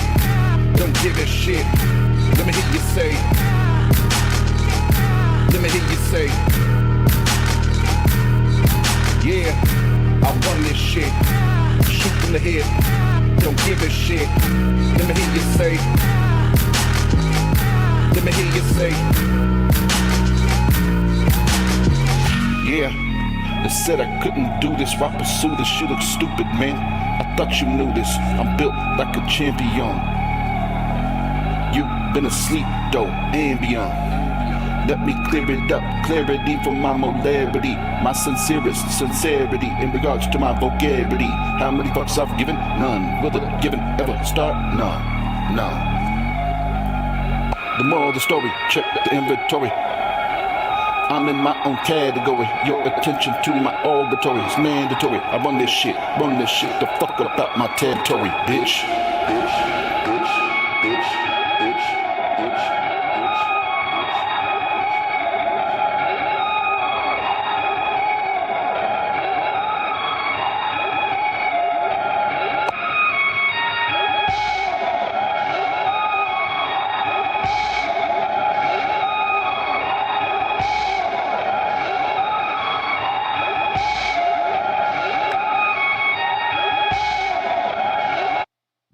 Fuck you guys. Did you buy Ozathosaurus?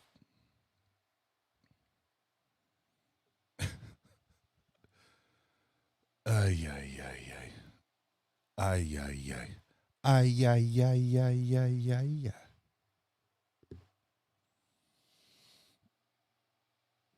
All right.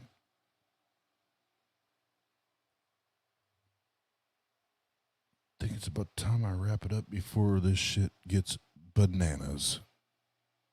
Oh, wait a minute. What the fuck did Randolph post?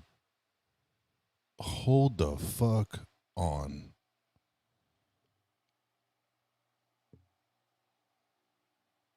No, I gotta do this shit on purpose. Hold on. Hold on.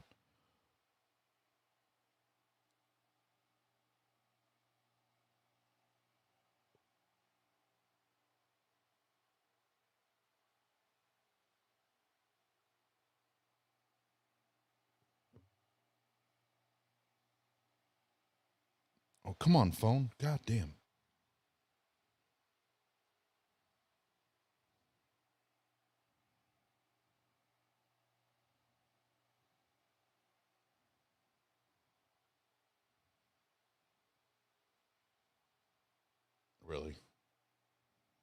Of all times, my phone just wants to be slow as fuck. So much for that 5G shit. For fuck's sake.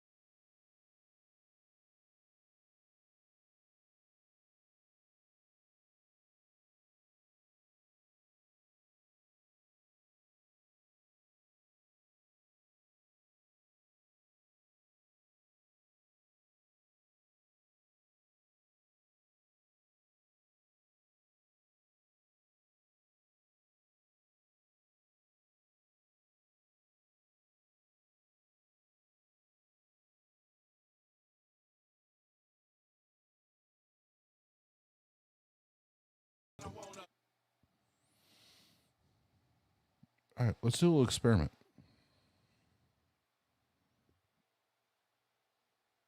Tag team off the ropes.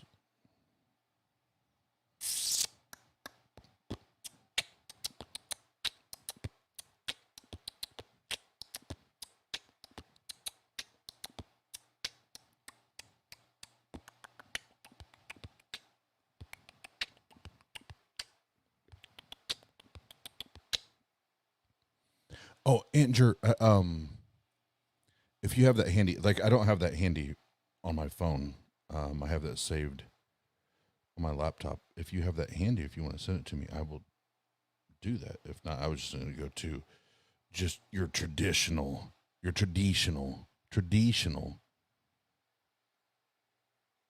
Song of Solomon.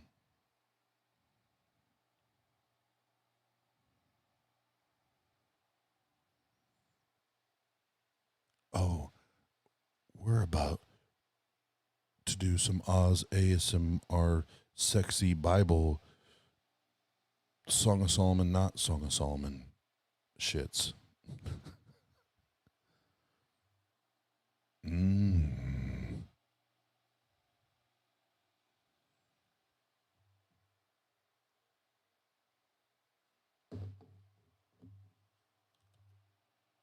Well, and now that we're not doing better advertisements, I'm going to, while I wait for Andrew to send that, I'm going to play my lifelong hero, and he is the true atheist, and I don't give a fuck. I don't give a fuck what any of you say. He is the true fucking atheist. We'll play that because I have got to use the restroom. And then we'll do a little experimentation.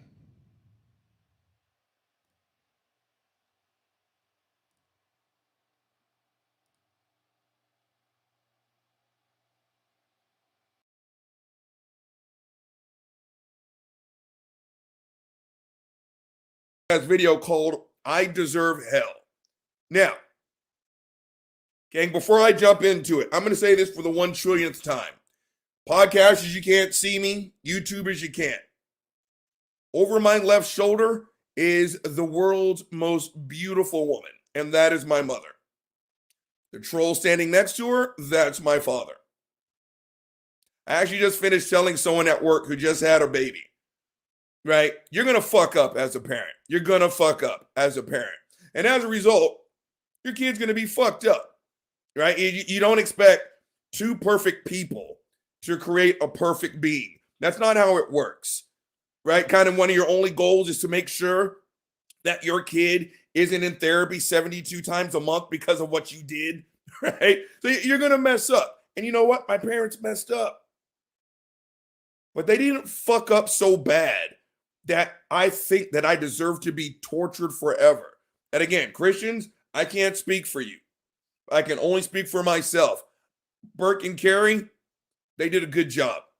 They did a good job. So I'm not going to sit here and say I'm this horrible person because I don't believe that bullshit.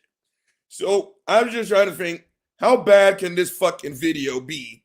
It looks like it's like 6 minutes of monologuing, and it's this lady just looking at her iPhone. And I've just got this feeling she's going to talk mad shit about herself. Let's roll the tape. Hello. I am hoping this video will reach some of my friends and family, although it might be wishful thinking because I'm not sure if any of them actually watch any of my videos. Well, I'm watching.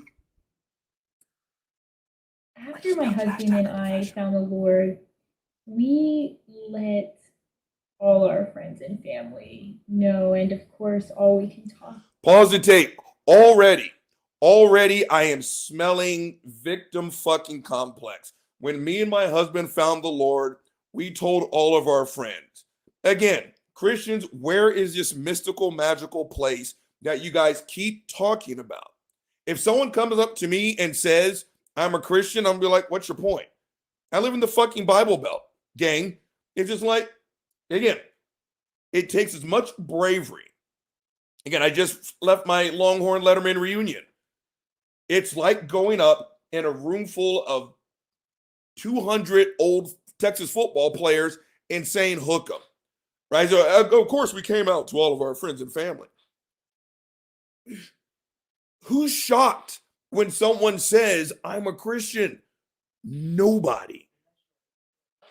Well, again, yeah, I mean, I'm just looking at this young lady. She looks to be in her mid-20s. I don't hear like a thick accent, right? She's not from, some other place. Again, it doesn't even say. But it's Derek and Aubriel. That's some white ass shit right there, gang. Let's just roll this fucked up ass tape. Oh, Jesus.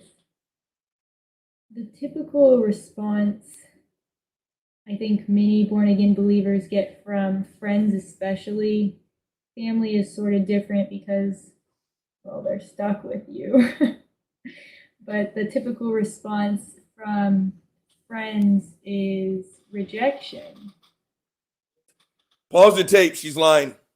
She's absolutely, positively lying.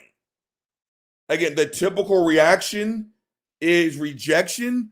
Again, where is this place that you guys are speaking of? What, you guys hear Bubba in the background? What an asshole. Again, shut up. And I can already tell, I haven't seen this fucking video, but gang, I could all but guarantee she's getting ready to go down that fuckface Kevin Sorbo road, right? I did a video on him where he said, you know, when his agent found out that he was a Christian, they called him in and just fired him. I was like, yeah, I bet you dollars to donuts he's leaving out a big chunk of the story. She's queuing up some grade A persecution shit. Roll the tape. Both my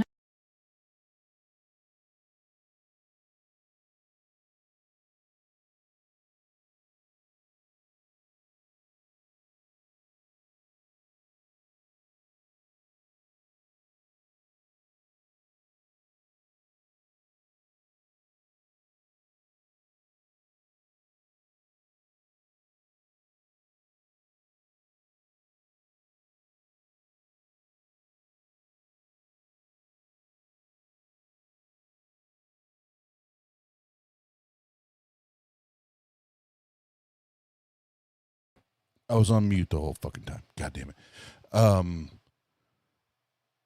Yeah, fuck you, Ario. Fuck you. Well,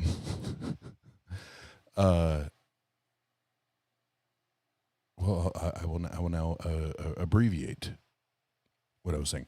I love Robert, and I about a month and a half ago started my my journey, my experience into microdosing, and my absolute favorite thing to do when I microdose is listen to Robert. And I can't wait to have a conversation with him and tell him, like, my go-to when I'm microdosing just to relax and have fun and laugh is fucking listen to stream after stream after stream of Jen and the truth. Fucking, it's amazing. But let's see. Andrew, did I receive the said information? That's not what I was looking for.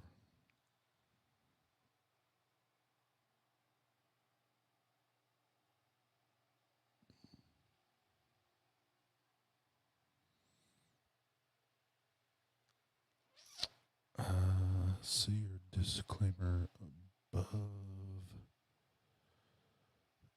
I was gone for a minute.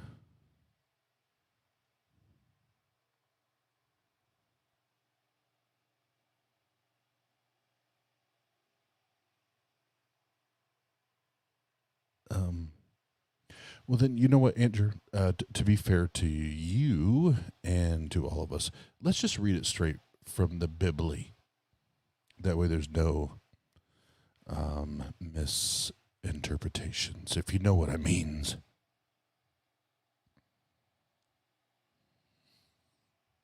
Because this way, if I read it, it's straight from Yahweh. It's straight from Yahweh.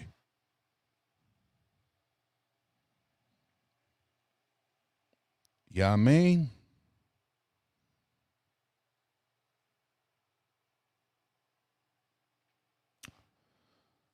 So let me find my.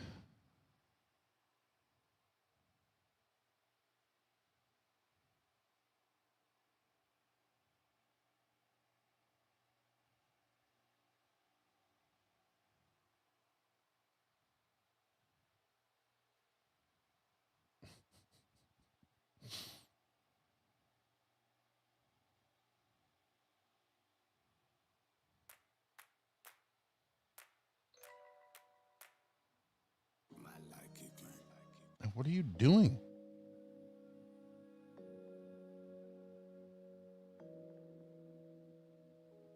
That's not. Nope, shut up. What do you do? My phone. God damn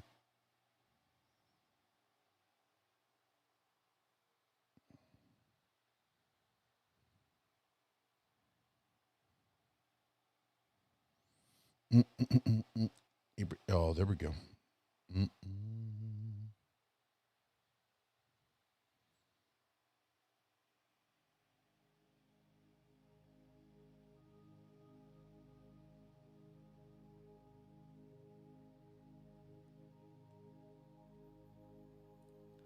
Oh, we're going to get serious now.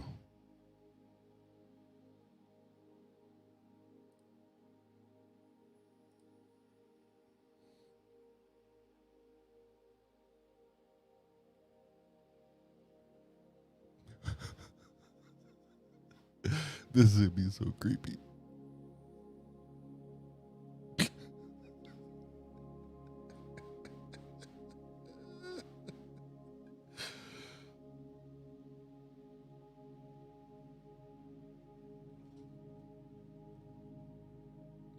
Do you hear the music?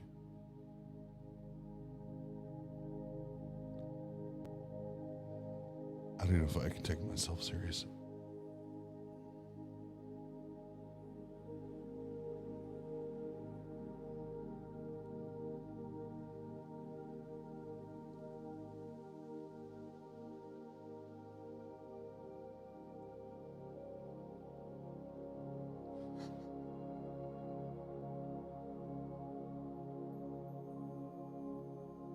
Look at the trees. I've been told that before. But thank you.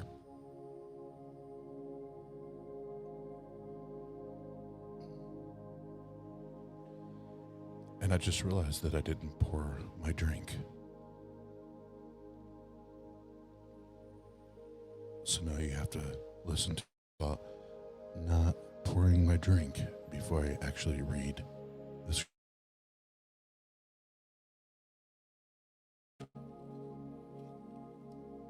There was once a man with an empty cup.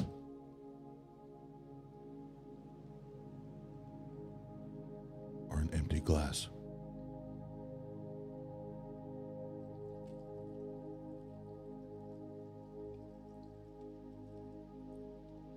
That needed to be filled with alcohol.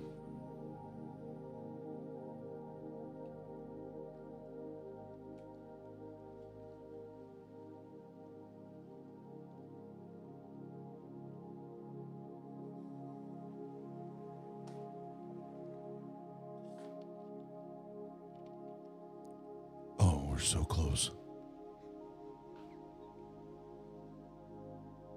And yes, it is stolen drinkware from my place of employment. The big red glass.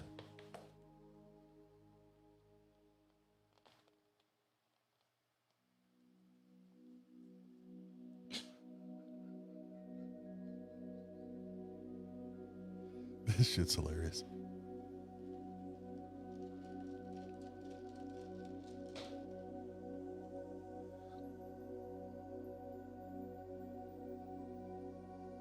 Okay, now I have my drink. Now I can read these absurdities.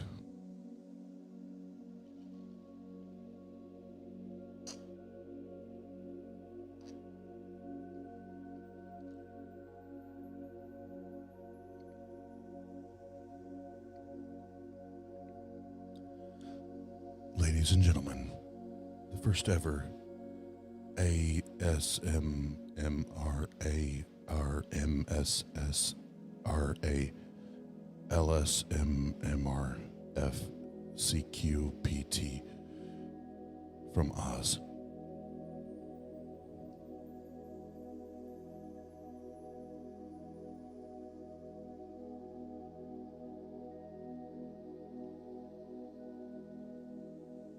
Solomon's Song of Songs.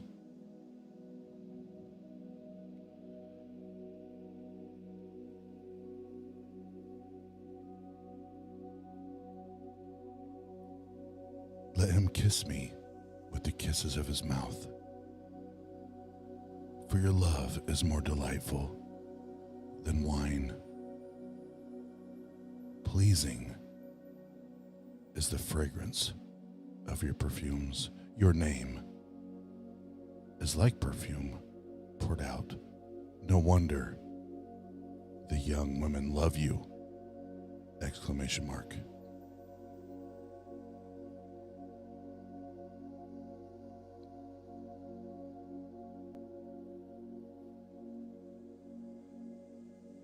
Take me away with you. Let us hurry.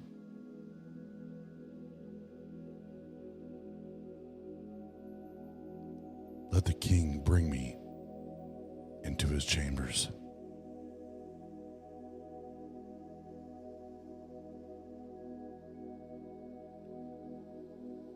We rejoice and delight in you. We will praise your love more than wine.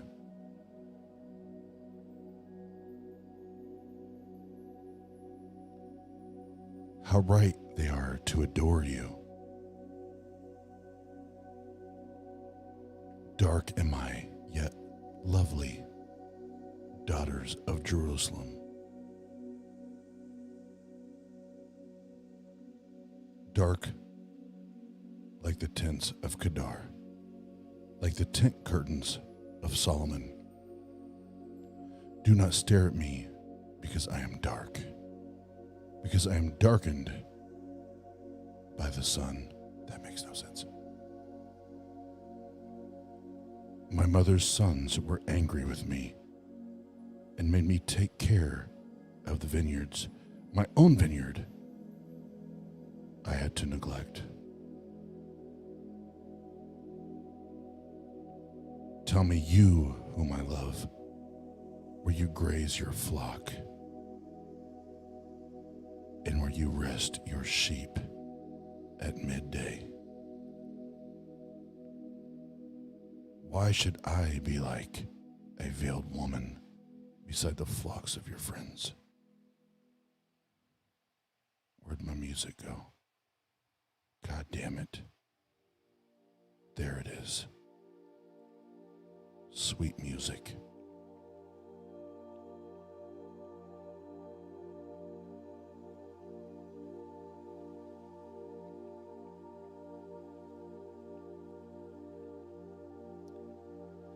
If you do not know, most beautiful of women, follow the tracks of the sheep and graze your young goats by the tents of the shepherds. And he said, I liken you, my darling, to a mar among Pharaoh's chariot horses.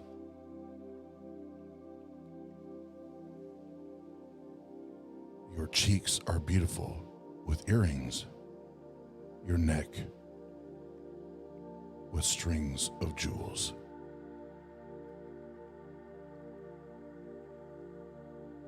We will make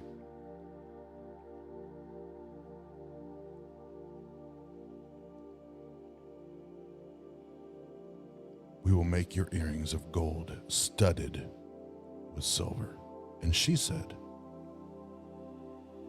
while the king was at his table, my perfume spread its fragrance. My beloved is to me a sachet of myrrh resting between my breasts. My beloved is to me a cluster of henna blossoms from the vineyards of En-Gade.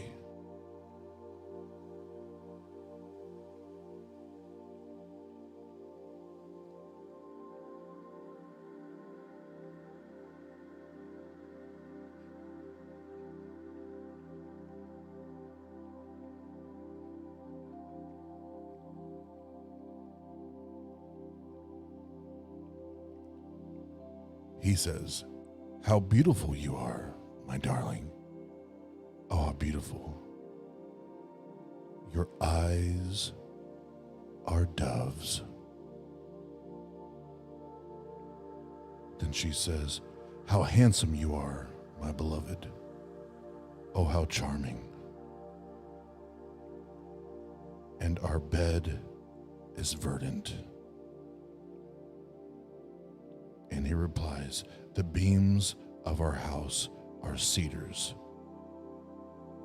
Our rafters are firs.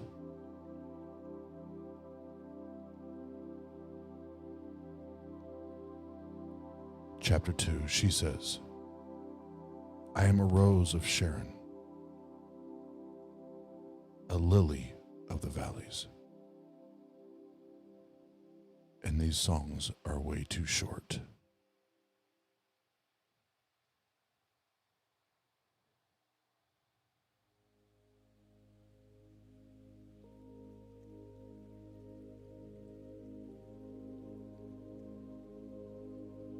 Then he replies, like a lily among thorns is my darling among the young women. And she thinks deeply and replies, like an apple tree among the trees of the forest is my beloved among the young men. I delight to sit in his shade, and his fruit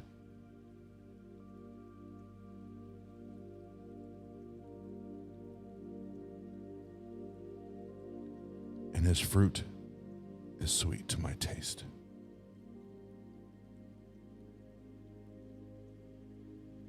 Let him lead me to the banquet hall, and let his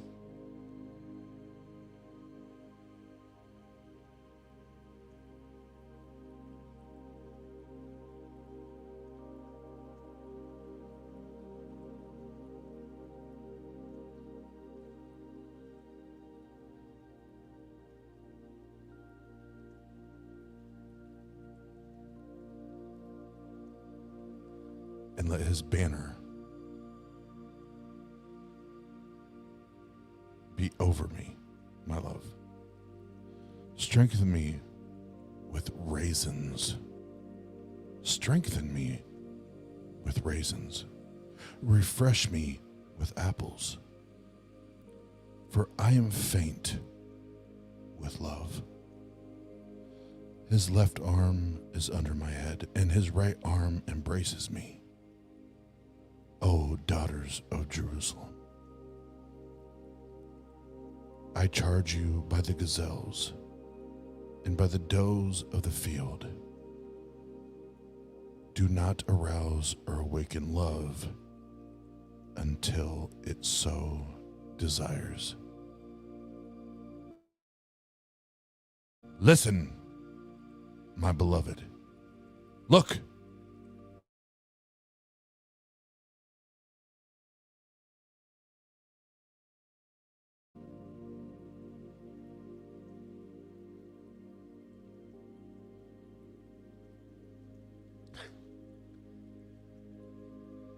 Bounding over the hills, my beloved is like a gazelle or a young stag. Look, there he stands behind our wall, gazing through the windows, creepy, peering through the lattice. My beloved spoke and said to me, arise, my darling, arise. My beautiful one, come with me. See, the winter is past. The rains are over and gone. Flowers appear on the earth. The season of singing has come, and the cooing of doves is heard in our land. The fig trees form its early fruit. The blossoming vines spread their fragrance, and the music ends again.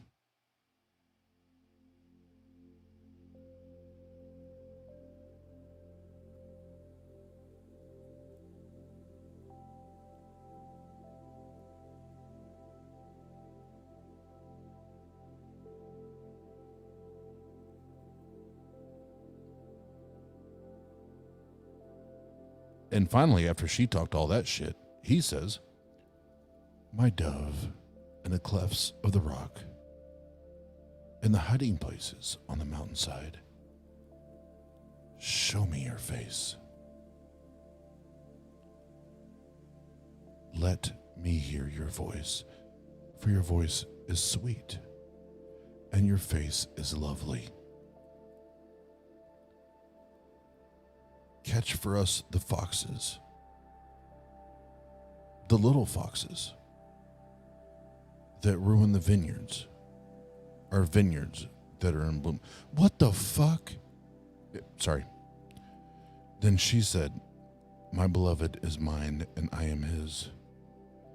He browses among the lilies until the day breaks and the shadows flee. Turn, my beloved, and be like a gazelle or like a young stag on the rugged hills.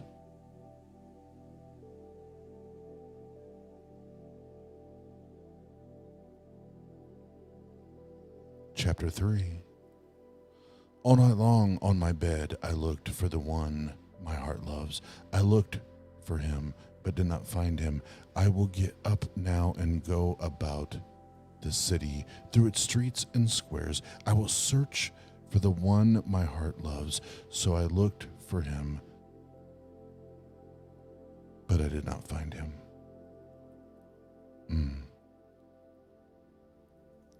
The watchmen found me as they made their rounds in the city. Have you seen the one my heart loves? Scarcely had I passed them when I found the one my heart loves.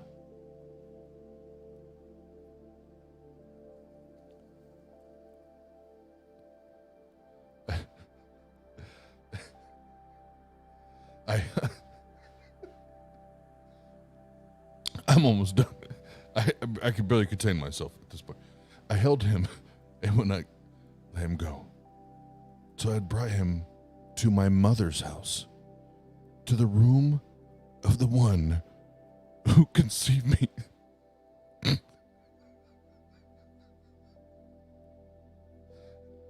Daughters of Jerusalem, I charge you, by the gazelles and by the does of the field, do not arouse or awaken love until it so desires.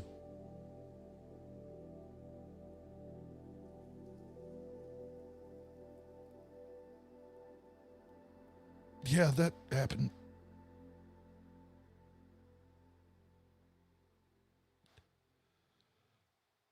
Yep, that happened. So this is the last one because this is, to me, the most famous one for Song of Songs, Song of Solomon. This shit's fucking hilarious. So we'll do this and then I'll stop doing whatever this shit is that I was told that I'm doing. Might as well end it with a bang, right? With a bang. Bang, bang.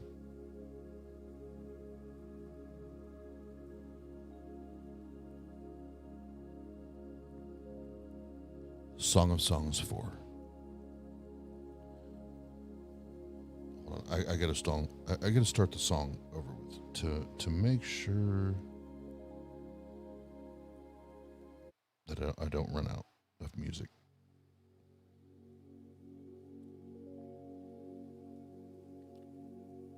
Song of Songs, chapter 4.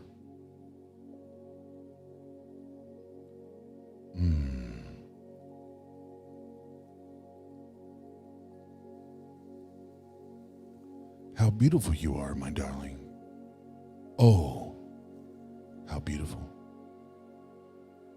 Your eyes behind your veil are doves. Behind your veil are doves. Your hair is like a flock of goats behind your veil, descending from the hills of Gilead.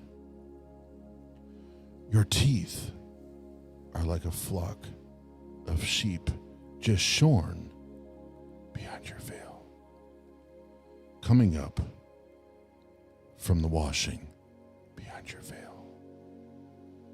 Each has its twin Not one of them is alone behind your veil. Your lips are like a scarlet ribbon. Your mouth is lovely behind your veil.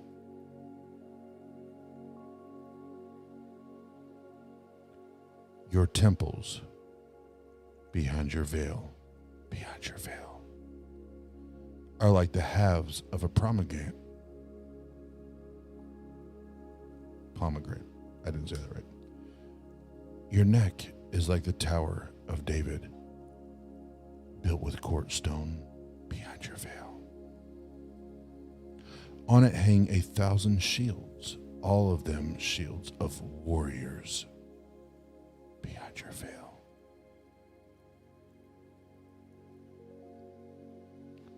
And oh, your breasts are like two fawns, like twin fawns of a gazelle that browse among the lilies behind your veil.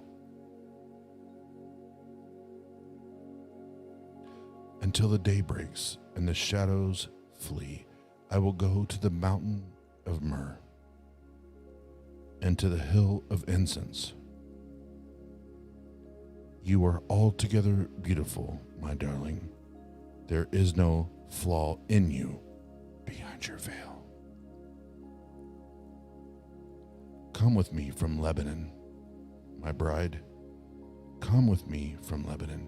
Descend from the crest of Amanah, from the top of Senir, the summit of Hermon, from the lion's dens and the mountain haunts of leopards, as my music disappears behind your veil.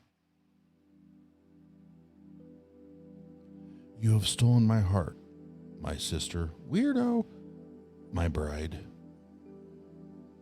You have stolen my heart. With one glance of your eyes, with one jewel of your necklace, how delightful is your love, weirdo, my sister, my bride. How much more pleasing is your love than wine, and the fragrance of your perfume more than any spice. Your lips drop sweetness as the honeycomb, my bride, behind your veil. Milk and honey are under your tongue, behind your veil. The fragrance of your garments is like the fragrance of Lebanon behind your veil. You are a garden locked up, weirdo, my sister, my bride. You are a spring enclosed, a sealed fountain behind your veil. Your plants are an orchard of pomegranates with choice fruits, with henna and nard and saffron, calamus and cinnamon, with every kind of incense, incense tree with myrrh and aloes and all of the finest spices behind your veil. You are a garden fountain, a well of flowing water, streaming down from Lebanon behind your veil, behind your veil, behind your veil.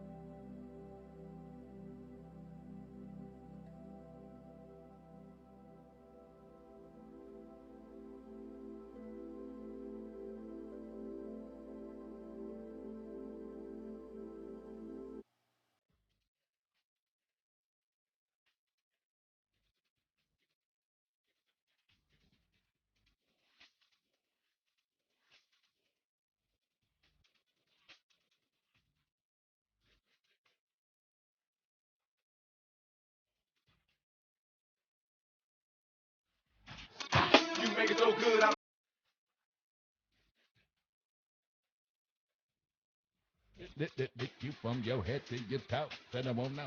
Move from the bed down to the floor. And I won't know.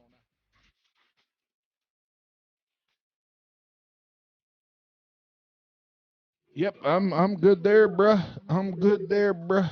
That Bible shit be some crazy ass shit.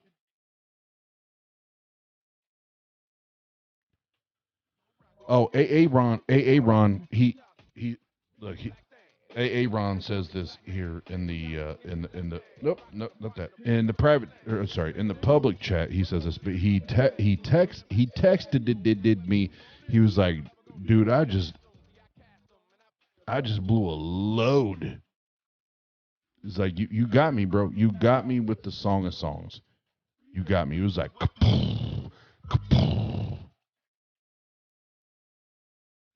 talk that shit.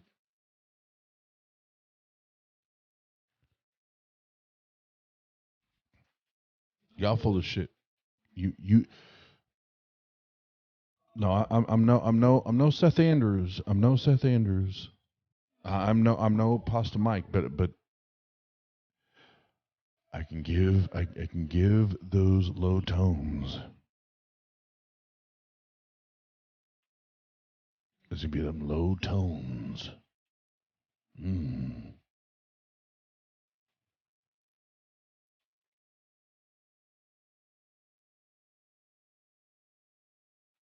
But you can't be too loud.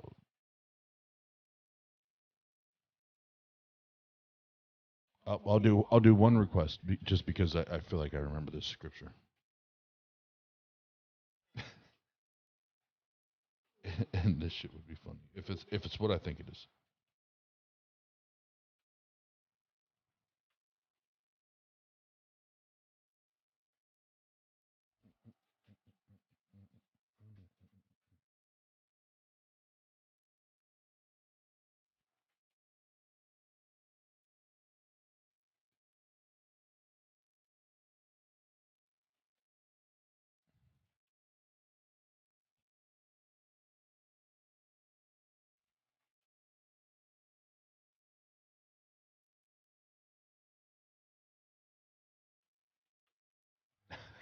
That's what I thought it was.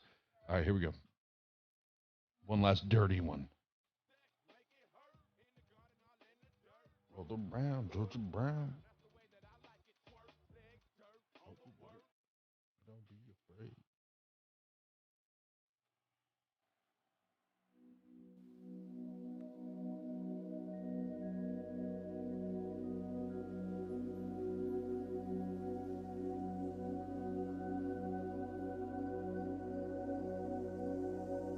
You don't get to see my face because I get really intense,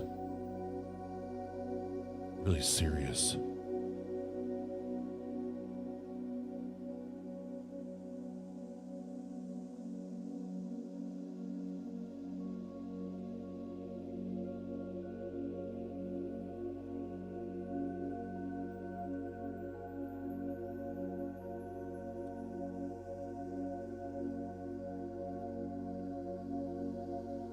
Then the Babylonians came to her, to the bed of love, and in their lust they defiled her. After she had been defiled by them, she turned away from them in disgust. When she carried on her prostitution openly and exposed her naked body, I turned away from her in disgust. Just as I turned away from her sister. Common denominator. Yet she became more and more promiscuous as she recalled the days of her youth when she was a prostitute in Egypt. And it was there that she lusted after her lovers, whose genitals were like those of donkeys, and whose emissions was like that of horses. So you longed for the lewdness of your youth, when in Egypt your bosom was caressed, and your young breasts fondled.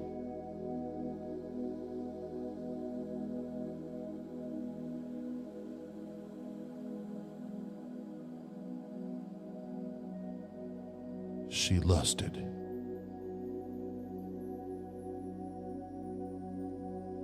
for her lovers that had genitals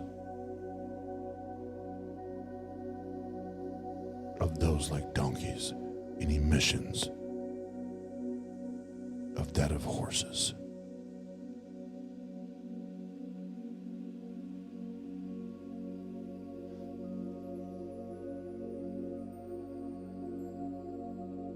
Swing, swing, swing.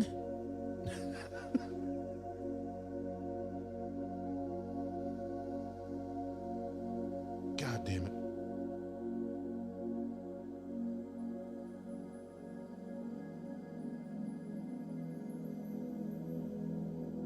And since I already fucked up monetization earlier, I'm just going to say I'm going to play this because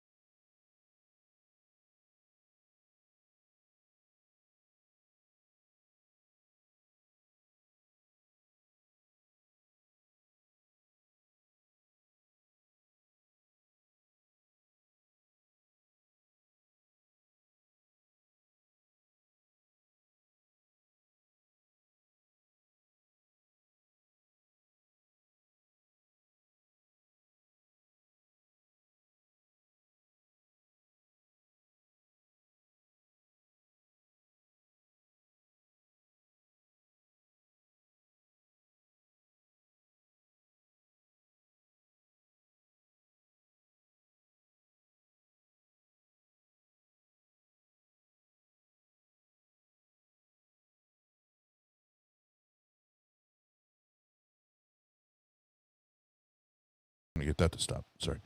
Oh,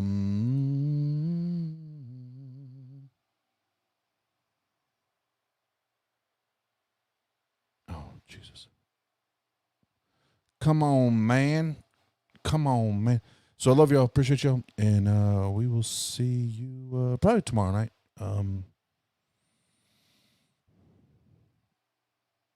Yeah. Love y'all. And go get your reservations, man. Go get your fucking reservations to better. And you don't have to remember a bunch of crazy shit. Ron helped us make it really simple. Just go to jesusisamyth.com and get your reservations and come fucking hang out with us, man. Come hang out with us. Love y'all.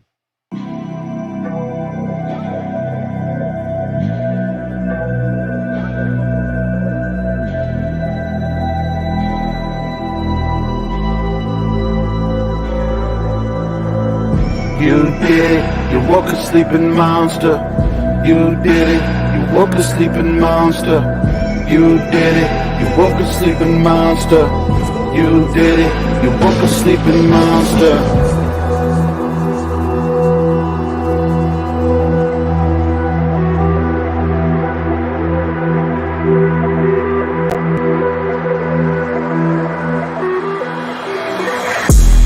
Yeah, now check my lenses. Yeah, look through my window, my crescendo. Step up the tempo, my life's an innuendo, but I'm super like Nintendo. I bounce back like Rambo. I'm the truth, Paul Pierce. Y'all still wet behind the ears. Your peers cry tears, cause I spit so fierce. You did it. You woke a sleeping monster. You did it. You woke a sleeping monster. You did it. You woke a sleeping monster. You did it. You woke a sleeping monster. Yeah, I got a bad habit of smacking these maggots like I'm B-Rabbit. I told you boys to go grab it. Throw the life jacket, but you fell and bumped your head dead, Bob Saget. So moving forward, do not feel the mention or pay attention. I am the fourth dimension, I'm the shark, motherfucker, now you've been bitten. You did it, you woke a sleeping monster. You did it, you woke a sleeping monster. You did it, you woke a sleeping monster. You did it, you woke a sleeping monster.